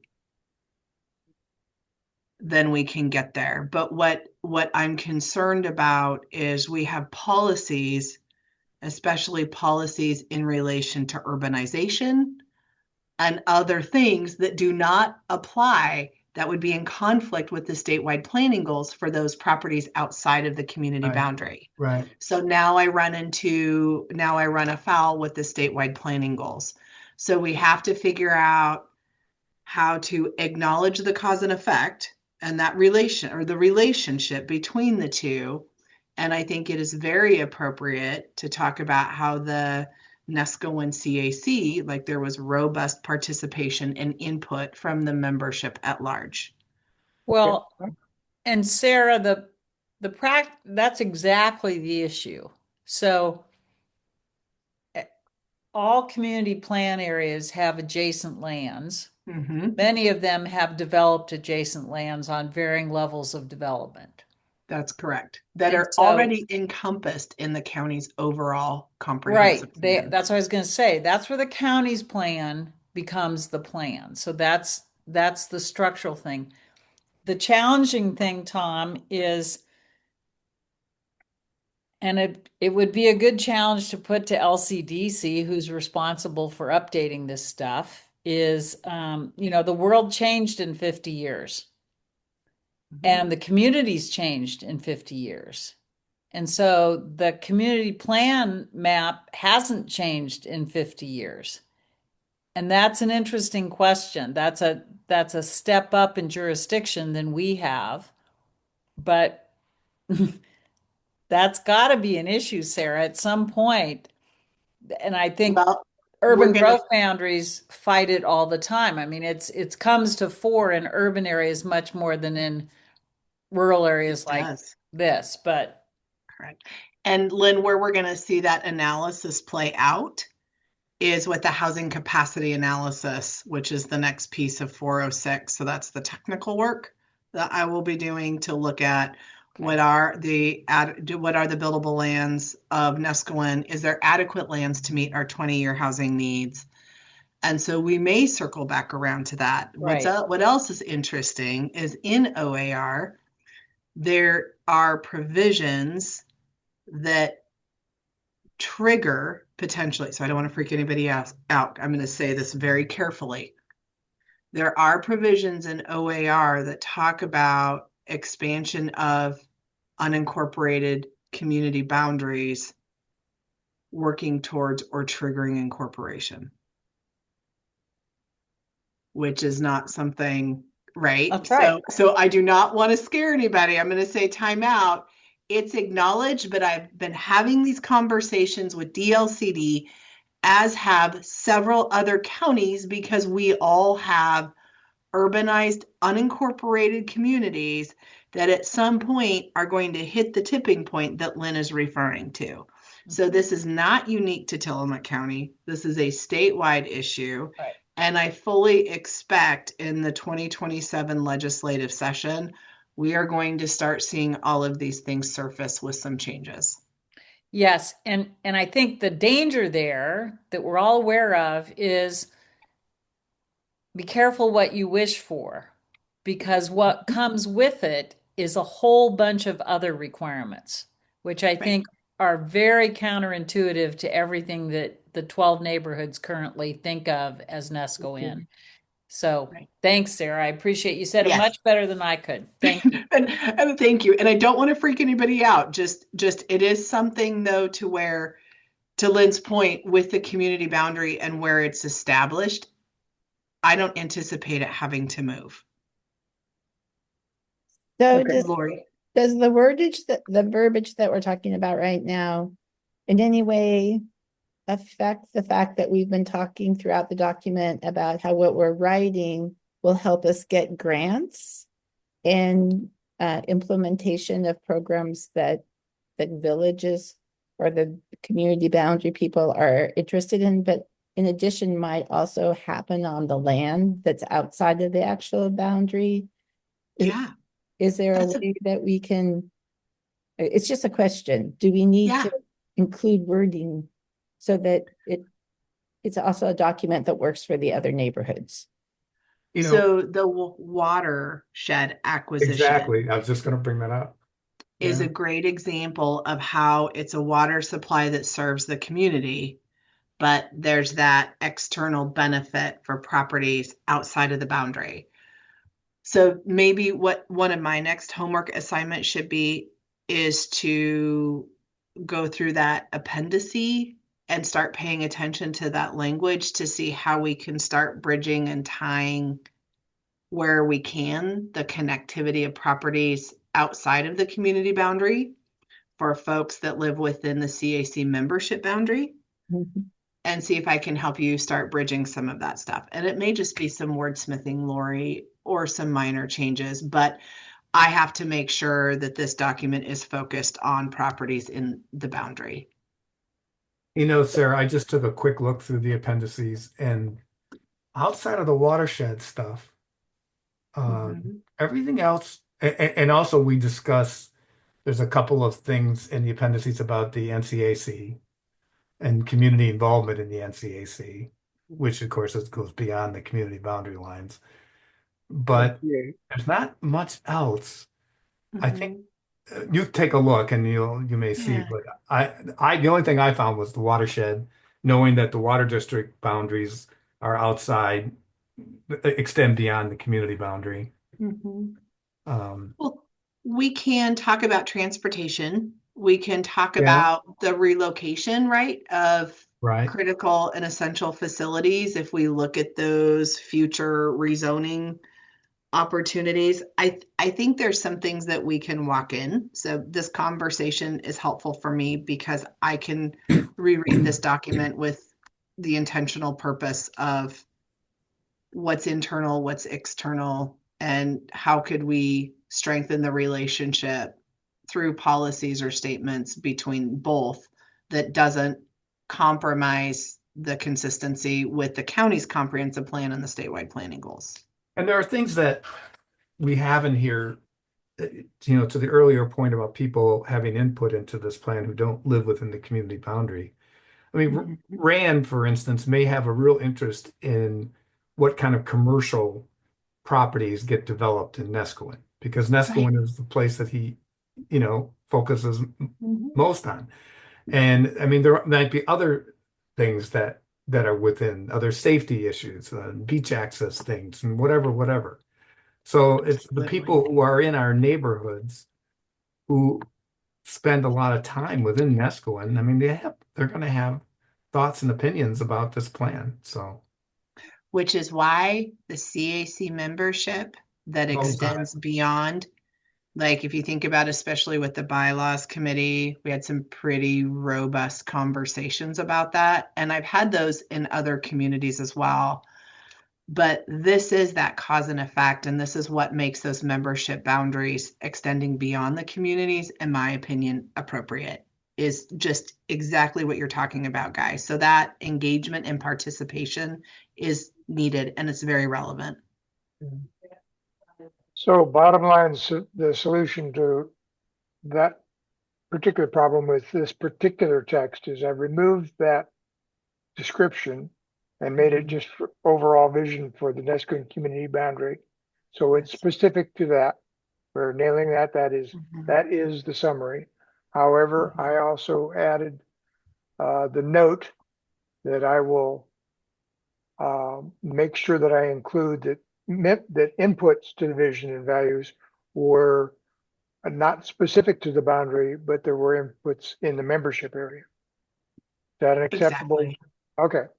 Yes, and I think it's important because of what Guy said, right? Like there are properties adjacent or within close proximity to the community, to the Neskowin community boundary that identifies being part of the community, that rely on the community services, however you want to put it, so that that relationship is understood.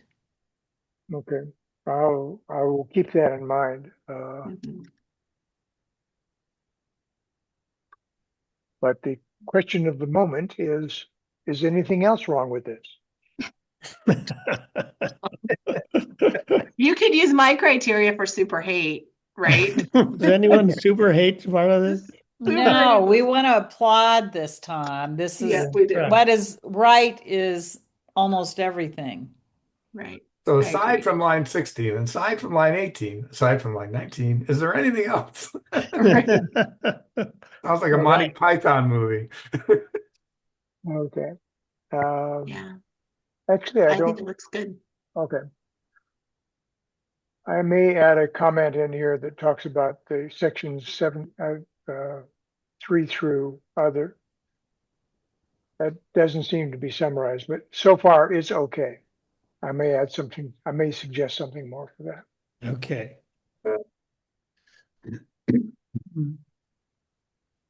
Yay, something accepted. Yay. Okay.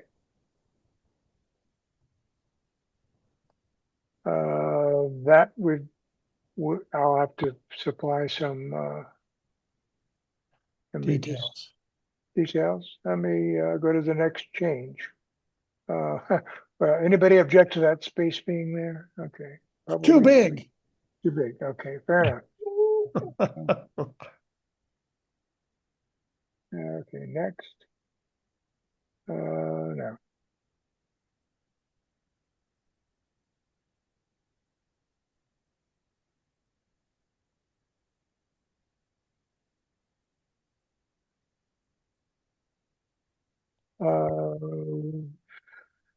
Okay, this is in the section, things got moved around. So a double line, which it happens to be green, uh, it means that it's moved somewhere else. Okay. Okay. Strike through means that it's gone from here, may have moved. But for right now, it does not belong in the community. I really appreciate it. I wish more people did that, Tom. Recognizing rather than depending on people seeing color for changes, that you do exactly that, double line, single line, that kind of stuff. That's Yeah, great. well, I did spend a couple of years in what is called a human factors laboratory at Texas Instruments, and we had to take account for people who saw things differently, literally. Yeah. Okay, so assuming that we don't find something else bad, I will go ahead and accept that later.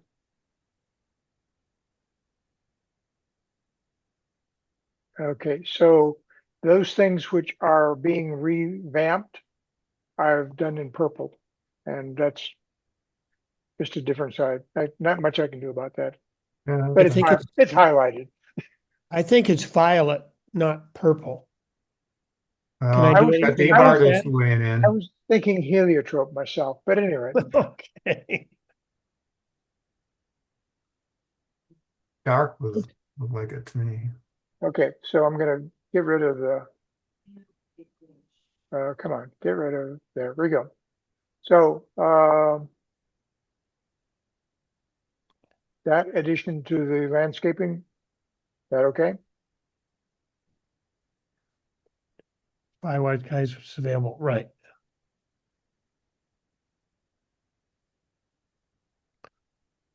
Yeah, I was looking at that. So it's not really a policy, No, this is not in the policy area. right?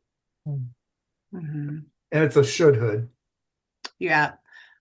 And we know what's his, who's the guy that's 60s guy? Should hoods? Rand, come on.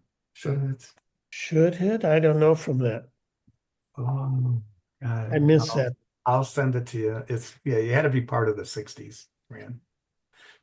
Well, I graduated in 69, so I was part of the 60s. Fair. Graduated high school Fair. 69. So some of these things are Sarah are what did you see? Aspiration. Aspirations. I knew it was in there somewhere. Aspirations. And this isn't Aspirational. the aspirations of the only thing which are policies that we're asking for are things inside of a box. Yep. So we're saying that it would be good to do this.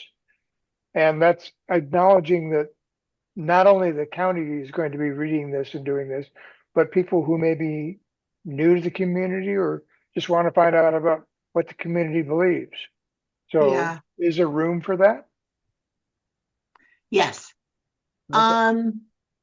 You could say landscaping is encouraged to be done in accordance with Firewise. Okay. Good. Because then that, Everybody's an editor. yeah.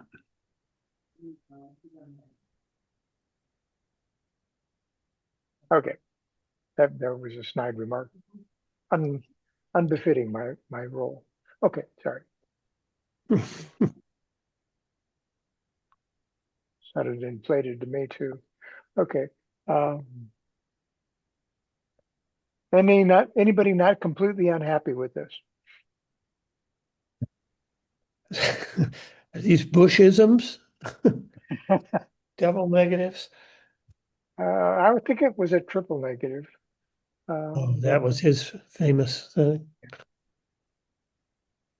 Now that you've said that, I probably will abandon doing that. Okay. No objections? No, please accept. Okay. And this is all to be redone. These parts. And this is something I got from Lori, just applied today. I think it's more appropriate to say the era rather than varying costs, because cost is not the thing, it's the nature of it. Anybody disagree? Can you live with that, Lori? Yeah, I mean, when I read it, I guess I had my realtor hat on and I was like, what? What does cost have to do with this? It's more the era when they were built, it has to do with the size of the character, and Yeah. the philosophy of the subdivision. And so I just thought that was more accurate. Yep. I agree. Very, and that was just an editorial. Okay, this is what I tried to talk about earlier on. There was the observation that there was an out of place set of paragraphs. And they should have gone here and they were left where they used to be. But I didn't want to change the numbering too much because I knew Sarah was going to, and others were going to be referring to page numbers that were existent then, and that would just mess up the pagination. So let me go to that, page 18. Oh, I can't tell what page 18 is without opening that up. Okay. This is all that, sorry for the blinding. Okay, so this, I'll have to make it a little bit smaller. This entire page, all of what's here, it should have been where I had the other flag.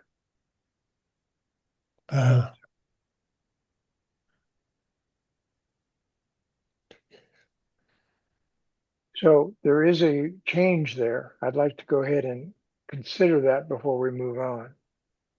So Tom, which part reflects, is it the red? No, the red, no, it's this entire page. Oh, the entire page, okay. The entire page is to be moved. Okay. And I absolutely agree with it. Yeah, it's in the wrong place.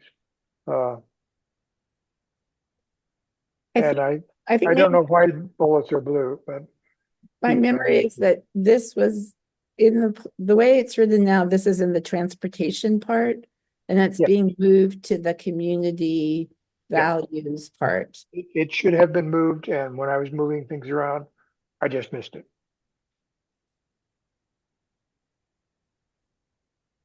So that is an editorial change. So that doesn't really require consideration so much as this is a new paragraph. We have to see whether or not we agree with that.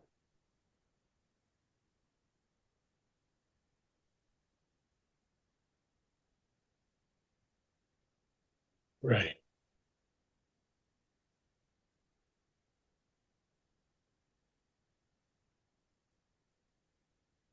We good with that?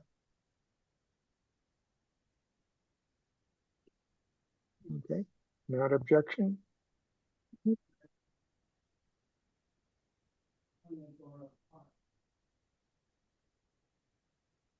Okay, then I will go back up to page 11.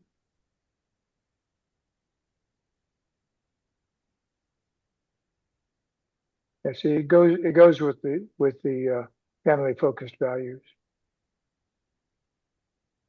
Okay, starting here, next. I thought that one of the things that Chris mentioned in the last meeting was specificity was a problem. And so I don't think we actually need an example there. And there was a comment to reword that, but I think just deleting it is sufficient. We don't want to get too specific. What are people's thoughts on that? So let me, Oops, sorry. oh, there we go. I can make Yep. that a bit larger. Yeah.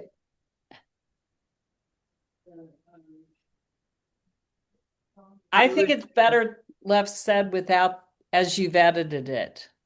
I think just introducing the idea, investigate options for privately owned property to develop a community play area while maintaining private ownership. Yeah, I agree. I think that's great. Okay, so we'll accept that. And one of the things that, well, right, good. Nope, keep going. Because Anybody had something? This is all highlighted areas that are being replaced. That's the stuff we just went over. Yeah. And this is what just got moved. And now we're back to this. Do we, Page 19. something just reminded me of something.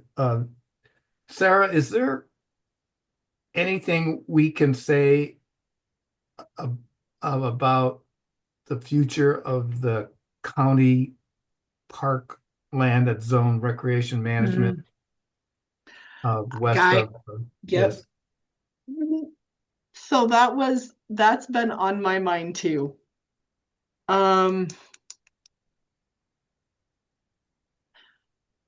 What would you want to say? well, I know it's a fear in some Mhm. parts of the community about that land being sold Yep. and by the county and then developed in terms of as a camp, glam camping or something like that. Mhm. Because it is zone recreation management, if I remember right. It Uh, is zone recreation management. So which I know property is this? second, The old plat of Kawanda Beach. Is It's that it's in front of Hawk Creek. It's between. first fire hydrant and the second fire hydrant Thank going you. towards your house. And It's everything, all the west side of the beach. it's the west side of where those homes. where all those people have houses, So Mhm. no, where you got the houses along Hawk, right? come to And the then it's first fire west of that. hydrant, past the tsunami trail. From there Right. to the second fire hydrant. If everything west of those homes or just beyond their property lines is county land, county park land. And you guys took it over as some kind of forfeiture or something. Did I remember that? Somebody told me that maybe. Yeah, Tom, so Lynn, just on its face, it's 40 acres. 30 acres. 30 acres? 30 acres. It's zone recreation management. Guy, I'm not entirely sure where the goal 18 provisions align with this. Yeah. So, And the dune has been pushed out so far. well, I So don't, so Sarah, just because yeah. the in the first community plan we did in Nescoin before the last one, Mhm. that acreage, which is a failed subdivision, that before Mhm. It was when you could vacated. build when you could build on the foredune, that Mhm. was supposed to be a subdivision. And so there would be a whole nother road there's platted. It was actually platted out. The lots were platted out. And I've seen it. the county, and this would be like in the 90s, said, well, no, with the Coastal Zone Management Act, we're not going to build houses out there. And we're going to take that and put it into some kind of status. So maybe that was recreational management. But the question it was all done like that was done in at the time of the very first community plan. And what we'd need to do is track back and find out its current state. If its current state is recreational management, then Oh, it is. there It had to is. be a step between, kind of defunct county land but never to be developed, which is where That's the question. So I yeah, have because that was worked. in 90, it was county land never to be developed. And in part, that was because of the expectations of the dune erosion. That was back in the time. Mhm. I can't remember if that's when Mark Hatfield's condominium fell into the ocean or something, but it was all at the same time. And so we need to find out what happened between then and now. So I can tell you that, and not by any of the current commissioners, but there have been times in my career where I have been asked if the county sold these properties, if they were developable. And Right, developable doesn't necessarily mean residential subdivisions, to right, Guy's point. It could be campgrounds, it could be right. parks, it could be all kinds of things. So based on, and to your point, Lynn, what you're talking about are goal 18 provisions and goal 18 exceptions. Right. So all of Nescoin, the oceanfront parts of Nescoin that technically are all part of an active dune or lack thereof, but active dune no less, could not be built on without a Goal 18 exception, Right. right? Which And so, which and up Nescoin North, until like 2000 was, I mean, maybe now with Trump, it is possible to build on the Ford Dune with what EPA is doing. But prior so to that there, point, it was viewed as a non-starter. right. So what I can tell you is that both of those properties do not currently hold a Goal 18 exception to allow them to be developed. That being said, Right. someone could apply for Goal 18 exception in the future. Yeah. I don't see that happening. I do not see that happening, but there Would they is, need, would they need that exception to do a campground? yes, because it would be Yeah. like Bay Ocean Spit, Guy. It's the same thing. Bay Okay. Ocean Spit does not have a Goal 18 exception to allow like how we saw the campground proposals in the past and denied them because that exception does not. It was in conflict with the statewide planning goals and the comprehensive plan, the county's comprehensive plan, because there's no Goal 18 exception. Yeah, And I'm I'm wondering getting kind of weedy. But long story short, I think if you want to add a policy about those properties, it could be, something in relation to preservation of open space, protection from remain natural natural, hazards. natural dune development or something. That's right. To Yes. remain natural, Yes. I think would be a, Right. so Right. we'll come up with something on that. Mhm. And Right now, there's a dead whale there. Yes, I did hear about that.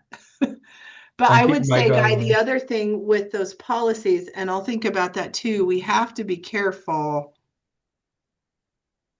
to make sure the policy aligns with what's in Goal 18. Yeah. So I'm gonna make myself a note of that, but I think the environmental stewardship piece is the right place to put it. Would a recommendation from us be to rezone that as a natural area? As recreation natural. Yeah. So hang on a minute. Hang on. Now I'm thinking out loud and getting off track. Hang on just a sec. Let me look at something here real quick. It is recreation natural already. It is not recreation management. Oh, It is recreation natural. Sorry. I, So okay. you can't put a campground on it. Recreation natural does not allow for that. Right. Oh, good. so safe. Yeah, I thought when I looked, it was recreation management. Well, good. But I That's, am going to caveat that. I mean, hopefully the county, like I said, I cannot see the county doing anything with these properties. well, I know it's come up about But something yeah, but in the every past. once in a while, I think the last time somebody asked me about it was when Paul Levesque still worked in the commissioner's office, and they were looking at Yeah. if we sold it, could the zone be changed? Could you look at an exception, etc. So that Yeah. has not come up in many years. So anything can happen. I mean, as we've learned about protections, people can apply for exceptions. Yeah. So I still think some kind of statement of what our hope Mhm. is that it maybe remain the way it is. Yeah. I'm curious what Lynn said it was platted at one time. I wonder if it was Yeah. platted at the time of what what was the date, 73, 74, when you could, Yeah. You can And go on to the and surveyor records and find out. yeah. And I now feel 100 years old, guy. So thanks for that. hey, But I I was saw the plat. I mean, I I've was seen already the subdivision Yeah. plat. I was done with grad school by the time that plat existed. So don't feel Okay. that old. All right, gang, let's keep rolling because it's 6:09. Oh, And geez. if we could approve our Tom's edits, then he'd have a better thing to move forward with. Yep. Okay, believe these are just all editorial. Uh, I'll any- approve. I vote to approve them. Okay, and these are also, there you go. Yep.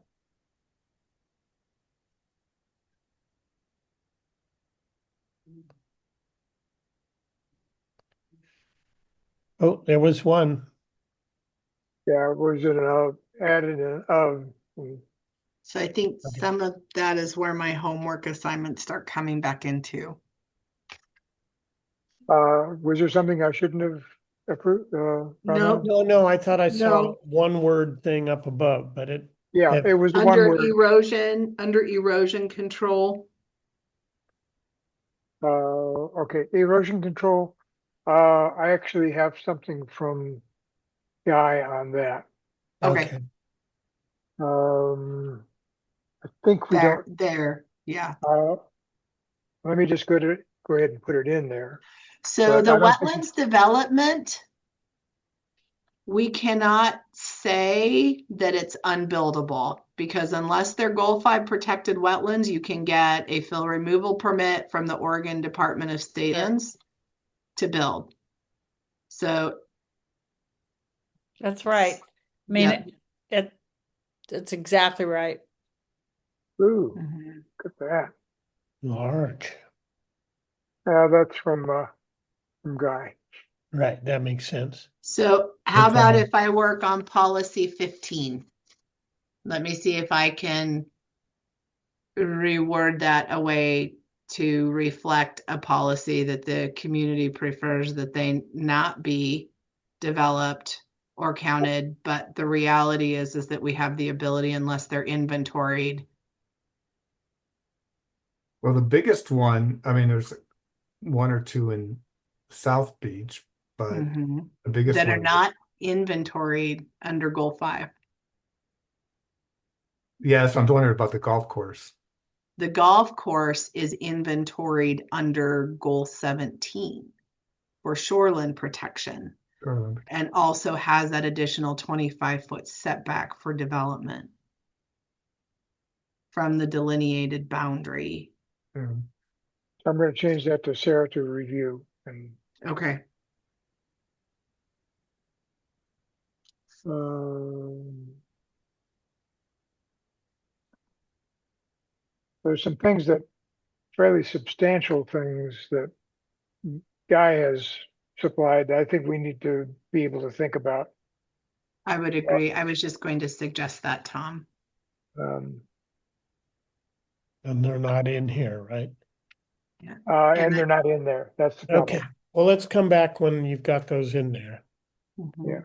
Yeah. Uh, I think most of mine were things that, remember, Tom wanted I kind will, of the purpose or reason for whatever we were saying. And so I Yeah. tried to develop those kind of background statements. Good. Good work. Well, you yeah, saw them, right? It's not to you. Okay, as we get ready to sign off, any guesses on when Kiwanda Beach was platted? Just fun fact for the day. Hopefully it was after 75, whatever that date was. Our house was built in like 79. Okay. And so it was in existence at that time. I don't know the date it was platted, but the Still there in Well, 79. it was platted that's what allows you to riprap there because it was Mhm. platted before whatever that date is, 73, 74. So the notary on the plat, which meant that that's when it would have been recorded shortly thereafter, is March 1st, 1910. Ah! It is a Whoa, hand-drawn plat. Whoa! Good memory, Lynn. I'm So there you embarrassed go. now. There's your fun fact for the day. Holy Well, wait a minute smokes. then. Wait a minute. Is that then, if it could ever be developed, could they put riprap up on the No. No, but block No. 5, there used to be an Alameda Street. So you guys you're missing a couple of streets too. There was San Diego Street, Yep. and then there was Alameda, and then Hawk, formerly known as Los Angeles. And Wow. it was vacated in, I want to say the 50s. No, excuse me, 1981, Hmm. maybe. Yeah. Okay. That's where the plat gets crazy because it's all handwritten. But That was guy, big. that's how they got around it. They Vacated. platted it well before any land use and zoning in Yeah, yeah, actually in Oregon. yeah. So So Walt there's probably that. couldn't have been involved in 1910. The great-great-grandfather who first laid this community out. Yeah, I don't remember who was on the plat name. We'll save that for next time. It might Yeah. be in the Nesco book. Oh, it Yeah, might I'll be. have to find out, Yeah. to ask Cam. All right. Yeah. Great. Think we've Okay. made Dinner about as time. much progress as we can. Yeah. Uh, my action is to incorporate both Sarah and Guy's inputs, and I hope to have that done in the next day or two. But if it All right. goes much farther than that, then I have other deadlines that I have problems with. Okay. Public comments? Yes, thank you. Hi, this has been Hi, so Nancy. interesting. You guys are doing such great work. You gotta wait for 2 hours to make a comment. No, I've been listening. It's been great. Learning a lot. Anyway, I just wanted to please invite all of you to our feedback sessions. As Tom mentioned, we are hopefully getting in our final round here for this year. We have our first feedback session tomorrow night at 7 p.m. via Zoom. And hopefully by tomorrow morning or later tonight, we'll have the presentation in there. But we do have a fair number of significant things that we worked on this year.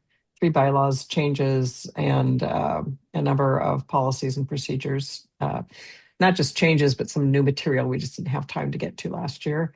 And then we're going to have a second feedback session, basically with the same material on Saturday at 10 a.m., just to give people a chance to have 2 different opportunities. We're thinking it may only take about an hour to get through this, depending on how many people come and how much interest there is. And then we have another feedback session for the executive board this Wednesday that will deal more with things that the officers and subcommittee chair people are going to care about the most. But on March 14th, we're going to have a special membership meeting to adopt the bylaws and PP&R amendments. So we're getting down to the wire, and we really hope you'll attend. We hope that you'll be there, particularly on March 14th, to help us with quorum. And also, please don't hesitate to reach out if you have any input whatsoever, either at the feedback session or just contacting any of us on the committee. Appreciate it. I also want to thank Sarah for her ongoing input and participation on this project. She's been instrumental throughout the last 3 years, and of course a huge shout out to Tom, our illustrious editor, so that we share. So thank you, and hope you'll join us. Yeah, but All right. that join us tomorrow instead of listening to the State of the Union address. Well, I think I'm- we're a little earlier than we're later than the State of the Union. You can do both. But. No, it's probably going to go over, they say. Well, that's probably true. Yeah, that's true. That hadn't even occurred to me, Tom. So I think it starts at 6, doesn't it? Yes. Yeah. I think you're a better use of time than that. Uh, Pardon my editorial comment. yes. So thank you. I have to let everyone know that I'm going to be in Japan from the 2nd through the 22nd. So I won't be able to run a meeting. So anyone want to run that meeting? What's the date of that meeting? Well, we have the 9th and the 23rd, I believe, but it didn't make it to my calendar, so I'm guessing the 9th and the 23rd, I'll look unless at we it. would get together more often than that. That would be, in 2 weeks and then in another 2 weeks. Not sure anything else made it to the other calendar, but I can check. Nothing in the Nesquin calendar right now. Yeah, no, I So think those are we did the those next. are the 20. Those are the 9th and the 23rd, or the 4 to 6 p.m. meetings. Correct. You could change the time. I'll be back for the 23rd. I just missed the 9th, and I miss all these bylaws things besides tomorrow night. Because it's 17 hours difference or something. I Mhm. don't know where I will be or what will be going on. So, Well, you would be supposed to be sleeping while we would be supposed to be, so you wouldn't be doing anything during that time in Japan, would you? Uh, So you could actually Who still needs chair that? I wouldn't be doing this when I was in Japan. That's what I'm saying. And my wife has encouraged me not to try Yeah, and run meetings that's 17 hours away. so So, Tom, what if we don't meet until the 23rd? Gives me Because more I'm time. You're definitely not doing anything while we're gone. okay, thank you. No, no way. I mean, I'm good with that. that's what, I'm because kind of, I would offer to run the meeting, but I'm going to be traveling on the 9th. And I can join electronically, but I certainly can't run the meeting. But I think maybe we should just meet on the 23rd. I'm good with that. This is a lot of editing. I'm looking at it more and more. I'm not sure I'm gonna get it done in the next few days, which means it's gonna be probably at least the first week in March before I can get to it. Okay, well, So, yeah, let's do that. let's bump to the 23rd. And I'll be back and I can run a meeting then. Okay, that sounds good. 23rd. Okay, that will be the plan then. And that gives Tom, takes pressure off that piece of his many faceted activities. Appreciate it. Thank you. And Sarah, thank you for today's participation and for working on the pieces you did and working through them so we got them squared away to the degree that we did. I think we got it pretty well figured out. Happy to help. So with that, I would say we'll see you on the 23rd. Have a great trip. Have a Thank you great very trip. much. All right. Thank you very much. Bye, everyone. Good night. Good Thanks, Sarah. evening. Stop recording.